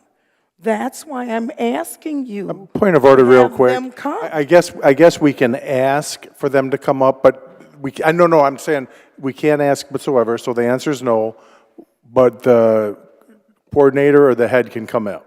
And that's who's coming to. And then we have that, and they'll be able to speak with full knowledge on everything that the commissioner is asking for? Yes, because those inspectors report to Sue, so she can absolutely 100% say what happens in that department. Okay, so she'll have all the answers to Yes. all the questions that the Absolutely. commission will want to ask her. Yes. Okay, thank you. And I just wonder, Ed, if you have some questions beforehand too to submit it to make sure. Okay, first of all, I'm going to tell you it's conflict of interest because you were a landlord for several years here in Bay City and your things were registered through the city. And second of all, Mr. Kokele, the commission can ask whoever they want to come to this floor. No, they cannot. I can make a resolution and they can vote for No, that person to step up to that table. No, they cannot. I'll write a resolution. Okay, write a resolution, And if we but you pass cannot- it, they will come here and tell us why are they not fixing the apartments and people are living in attack those city conditions. employees. I'm not But attacking. this, yeah, we don't want to go back and forth like this. Thank you. Okay. Commissioner Charlebois. Hey. All right, any other commissioner have, okay, there is the property, I just want to make public aware, there's a property that I get asked a lot, and I'm sure others have, that there was that major fire on Madison Avenue. I don't know what I can say about it exactly. Yes, so I know people are asking about the condition and they would like it down. So they did secure a building permit and they have 120 days from that date to demo that piece of property. So that's a long time, but by law, we have to give them 120 days. Okay, I get asked frequently, I'm sure other commissioners have too.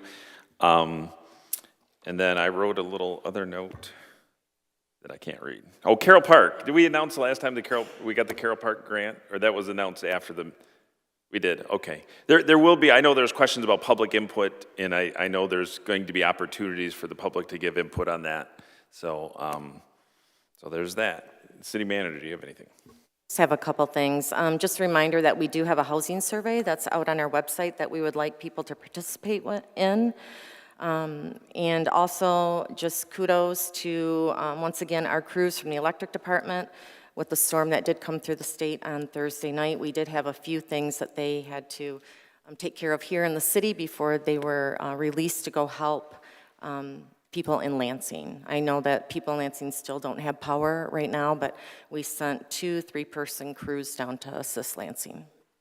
You know, and I forgot, I wanted to thank the electric department because, you know, they've been going through our whole system, and we had a significant storm come through, and there's limited power outages, so kudos to that department. Please pass it along. All right, next order of business calls for public input. Under the rules of the City Commission, each speaker will be allowed 5 minutes to speak. Commissioner Coakley will serve as the timekeeper. This is the opportunity for citizens to address the commission regarding any agenda item or any other matter. If anyone wishes to address the commission, please come forward, print your name on the registration sheet, and state your name and address for the record. Just a couple other comments. We do ask that you be respectful when addressing the mayor and the commission.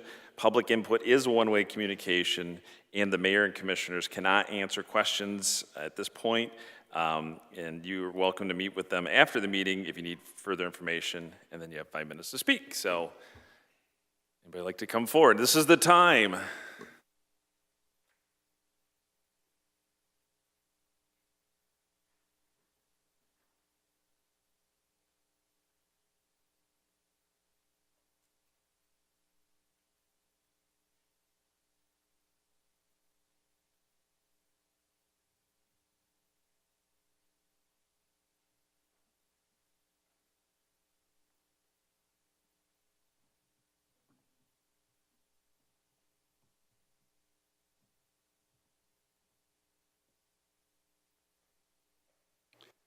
Hello, my name is Jeff Reed, 409 Fillmore.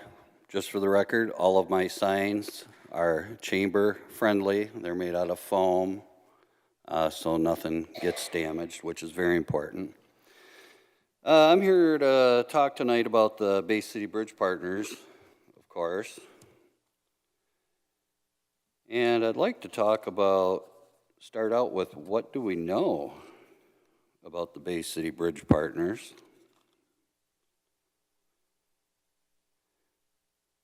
Well, what we know about the Bay City Bridge Partners is that they haven't changed. They don't want the public to know anything, especially about their sneaky tactics, trying to communicate with other municipalities secretly under the radar, and then we don't find out until months after. What we also know is they won't let Meals on Wheels cross a toll bridge without paying a toll, and they deliver meals to our elderly. Let's see what else we know. What we also know is that they won't allow a volunteer fireman to cross that bridge. If we call for assistance, they're going to have to pay. They also, if you're sick and you got to cross that bridge, you have a medical emergency, they're going to charge an ambulance too.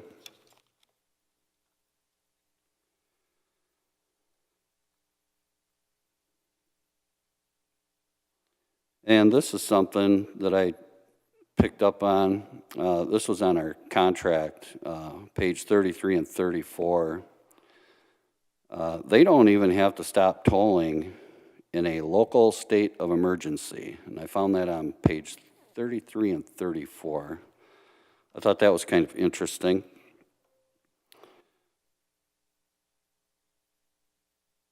And then something I would like added to the budget, and I mentioned it before, I think it's very important, and it needs to be labeled, dealing with the Bay City Bridge Partners, lies and nasty business tactics. We need to have in our budget summary a minimum of $100,000 a year to deal with these individuals, because they have shown us they're not going to change their business tactics, folks.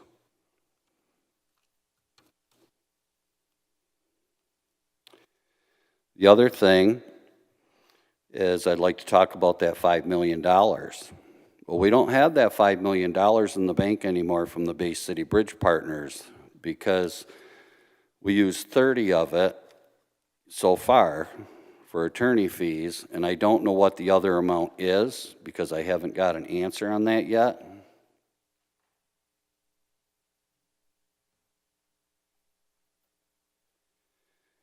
As you can see, $30,000 we've spent so far from when the bridge partners created this big mess with wanting to double the tolls. That's where we're at. I still haven't received anything on city staff, local law enforcement that was down there, which wasn't necessary because it was very peaceful. So this is why we need to have that $100,000 in our budget every year to deal with these bridge partners.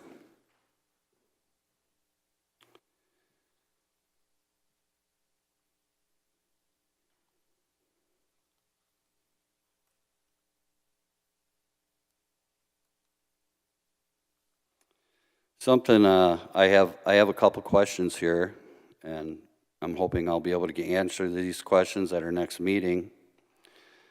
The first question is, we just spent $30,000 on attorney fees, and I would like to know, what did we get for our 30,000 bucks that we just spent? And if that 30,000, is that meter still running with these attorneys, or did we cut them off? Has there been a deal made secretly behind the public's back with the Bay City Bridge Partners without our knowledge? I hope that doesn't happen, because we need to be included on whatever kind of agreement or deal that you choose to make with this crooked company. The next question. Time. Commissioner Runberg. Move to provide the speaker 2 more minutes. Commissioner Tenney. Second. Is there an objection? Seeing none, the speaker has 2 more minutes. Thank you. The next question is, when is the mayor going to tell us if the Bay City Bridge Partners violated this contract? And it doesn't even have to be the mayor. It can be anybody that has the knowledge. Another thing that we know, the boycott against the Bay City Bridge Partners, that's going real well. Everybody's doing what we can to avoid those bridges. The people that do have city privilege, which is not a good feeling to have, they're trying to use those bridges, but they're crossing them for free to help lighten up the traffic on Vets Bridge. Something else we know, the Princess Winona, they changed course. That's awesome. Thank you, Princess Winona. Bay County said no deal. That's great. And then last but not least, the warning. If any municipalities out there or private citizens think about entering into a contract with Bay City Bridge Partners, don't do it. If you do, you will be sorry, just like we are. Thank you for your time. Thank you. I'd like to come for public comment.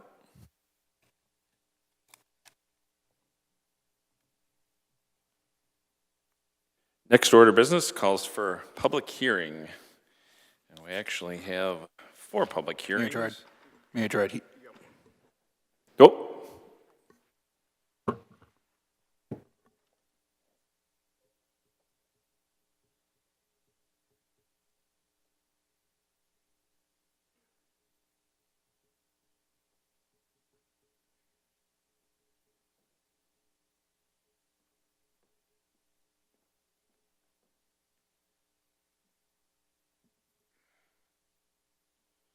Hello, my name is Valerie. I live at 1513 Helen Street.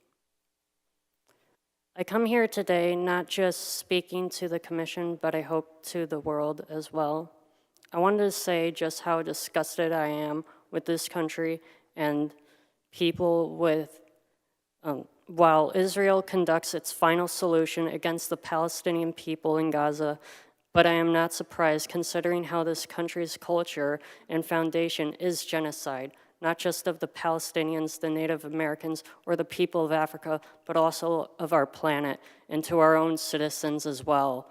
When the FBI and CIA murdered revolutionaries across the globe under the guise of the war on drugs and war on terror, and then distributed these drugs that the president says are coming from Mexico, China, or wherever he says, but from our own government, and they have now perfected this by making us addicted to the most common drug, our phones, which also are made from profiting off of the exploitation of the people in the Democratic Republic of Congo so that the citizens are unconscious to the reality of the world around them, even when the world itself is burning. Again, I am not surprised that this is the attitude that people have, especially when they elect leaders who only care about profit. From Nixon to Reagan to Clinton to Bush 1 and 2 to Obama to Biden and finally Trump as well as most American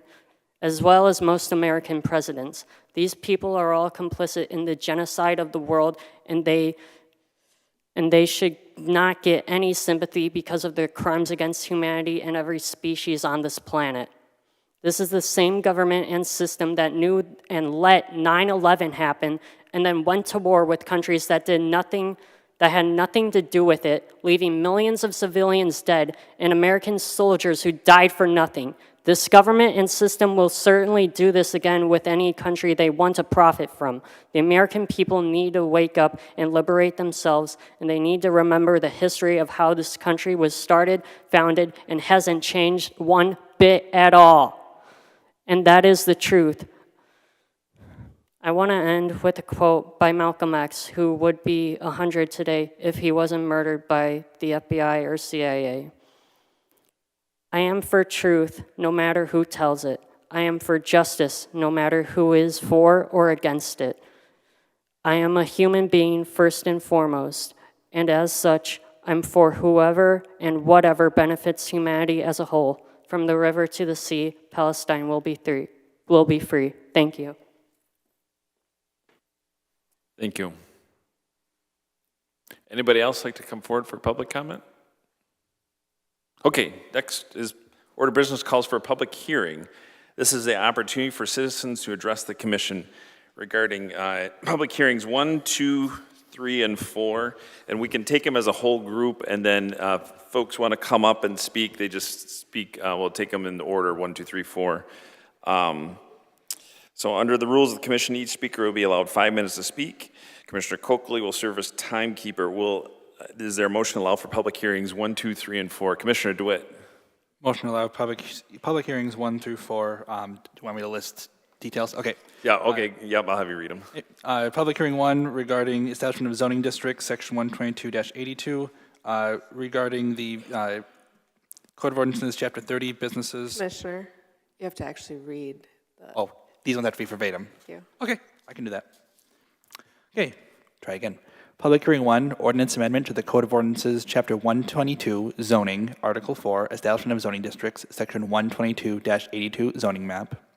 Public hearing 2, ordinance amendment to the Code of Ordinances, chapter 30, businesses, article 15, medical marijuana facilities, division 4, general requirements, section 30-529E, prohibited acts regarding hours of operation. Number 3, ordinance amendment to Code of Ordinances, chapter 30, businesses, article 17, recreational marijuana, division 4, general requirements, section 30-730E, prohibited acts regarding hours of operation. And number 4, request to vacate the right-of-way in McGraw Street, located in block 135, of the addition of a lower Saginaw plot and extends approximately 302 feet west to the Harrison Street right-of-way and does not extend to the Saginaw River pursuant to section 94 of the City Code of Ordinances. Thank you. Is there a second? Commissioner Coakley? Second. All right, so if anyone wishes to address the commission regarding public hearing item number 1, please come forward, sign the registration sheet, state your name and address for the record. All right, seeing no one come forward, public hearing number 2.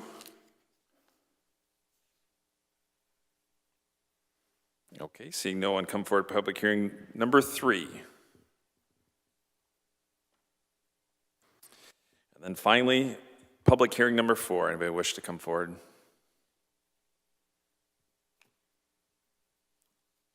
Okay, next item of business calls for special orders. Will the clerk read the next item on the agenda? Special Order 1, City Manager recommending ordinance amendment to the Code of Ordinances, Chapter 122 zoning, Article 14, Establishment of Zoning Districts, Section 12282 zoning map, recommendation approve. Is there a motion? Commissioner Runberg. Move to approve the city manager recommendation. Is there support or second? Commissioner Coakley. Support. Second? Second. All right. Discussion? Seeing none, will the clerk please call the roll? Commissioner Tenney. Yes. DeWitt. Yes. Rumberg. Yes. Charlebois. Yes. Morris. Yes. Coakley. Yes. Bernie Obershaw. Yes. 7 yes. All right, motion passes. Will the clerk read the next item? Special Order 2, Commissioner Rumberg recommending ordinance amendment to the Code of Ordinances, Chapter 30 Businesses, Article 15 Medical Marijuana Facilities, Division 4 General Requirements, Section 3529E Prohibited Acts regarding hours of operation. Recommendation approve. Is there a motion? Commissioner Tenney? Move to approve. There's a second. Commissioner Coakley? Second. Discussion? Seeing none, will the clerk please call the roll? Commissioner DeWitt. Yes. Rumberg. Yes. Charlebois. Yes. Morris. Yes. Coakley. Yes. Bernie Obershaw. Yes. Tenney. Yes. 7 yes. Motion is approved. Will the clerk please read the next item of business? Number 3, Commissioner Rumberg recommending ordinance amendment to the Code of Ordinances, Chapter 30 Businesses, Article 17 Recreational Marijuana, Division 4 General Requirements, Section 3730E Prohibited Acts regarding hours of operation. Recommendation approve. Is there a motion? Commissioner DeWitt? Motion to approve. Is there a second? Commissioner Charlebois? Second. Any discussion? Seeing none, will the clerk please call the roll? Commissioner Rumberg. Yes. Charlebois. Yes. Morris. Yes. Coakley. Yes. Bernie Obershaw. Yes. Tenney. Yes. And DeWitt. Yes. 7 yes. Motion's approved. Will the clerk please read the next item? Number 4, City Manager recommending the request to vacate McGraw Street, located in Block 135 of the addition to Lower Saginaw Plat, and extends approximately 302 feet west of the Harrison Street right-of-way and does not extend to the Saginaw River pursuant to Section 94 of the City Code of Ordinances. Recommendation approved. Is there a motion? Commissioner DeWitt? Move to approve. There's a second. Commissioner Runberg? Second. Discussion? Commissioner DeWitt? If only all things on planning went this smoothly. I think this is the smoothest one I've watched in a long time. Just the vacation or anything that comes through. I have been very little pushback to this, which is great because it's something that seems really simple. Thank you. Any other discussion? Commissioner Bernie Obershaw. Yes, I'd like to, City Manager, could you explain this to me? What is going to go on with this? Is it someone building there, or what's going to happen? Please explain that to me. So vacation is usually a street or an alley, so they would have use of it. And so we're actually giving them the rights to use that minus our utility easements. So we can still get into that. I don't believe that they're building anything in that portion. So are the neighbors notified? They are. Every neighbor is notified within a certain amount of feet. They have opportunities to come and also to write into Terry Multane, our planner. Okay, thank you. You're welcome. Any other discussion, Commissioner DeWitt? Just as a note, this block has no residences on it. It's back to commercial properties. Okay. Anybody else? All right, seeing none, will the clerk please call the roll? Commissioner Charlebois. Yes. Morris. Yes. Coakley. Yes. Bernie Obershaw. Yes. Tenney. Yes. DeWitt. Yes. Rumberg. Yes. 7 yes. Motion approved. All right, next item of order of business is the regular agenda. Will the clerk please read the next item? Reports of Officers 6, City Manager recommending contract with Mid-Michigan Roofing LLC, Saginaw, Michigan, for construction services to rehabilitate the Henry Street Peaking Plant's roof in the amount of $68,456. Recommendation approved. Is there a motion? Is there a motion, Commissioner DeWitt? Move to approve. Is there a second?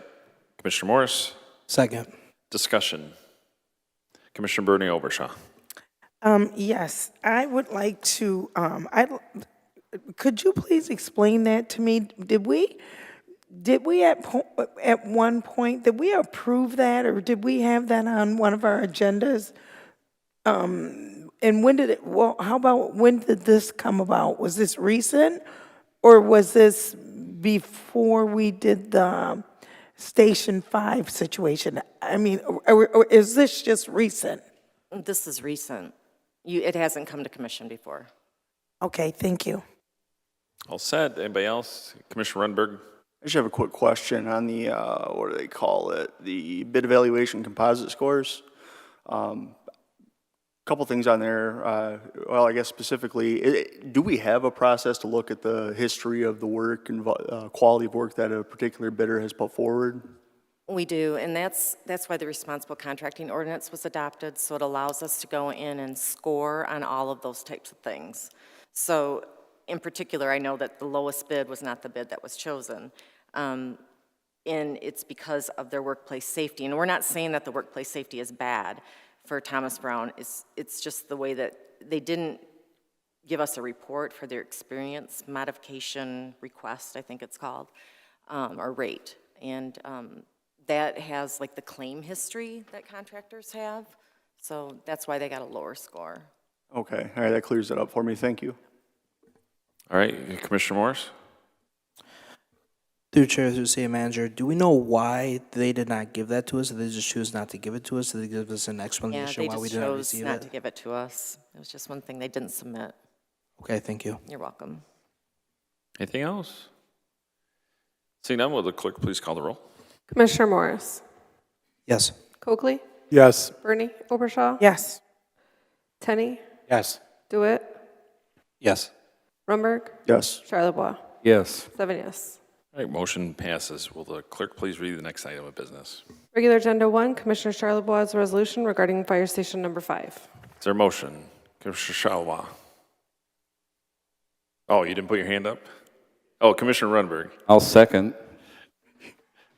Move to approve Commissioner Charlebois' resolution. All right, Commissioner Charlebois, second. Okay. Discussion. Commissioner Morris. I'm looking at the timeline, through the Chair to City Manager. Is this the average timeline it takes to be able to put out for bids? It seems like it's just lengthy. Is this normal? This is, well, I think what's lengthy to this is because we have to get an engineer architect. Usually we don't have to go right, we can go right to the bidding portion if it's a regular contract, but we need to have an engineer architect to set that up to begin with. So there's like 2 sets of bids that we're gonna have to go through. Okay, thank you. You're welcome. Okay, any other questions? Commissioner Charlebois? I just want to say there was the roof issue, and then there's some other issues with water seeping into the building, and those have to be addressed too, and this helps address that. Okay, anybody else? Seeing none, will the clerk please call the roll? Commissioner Coakley? Yes. Bernie Obershaw? Yes. Tenney? Yes. DeWitt? Yes. Rumberg? Yes. Charlebois? Yes. Morris? Yes. 7 yes. Motion's been approved. Madam Clerk, does that complete the items on tonight's agenda?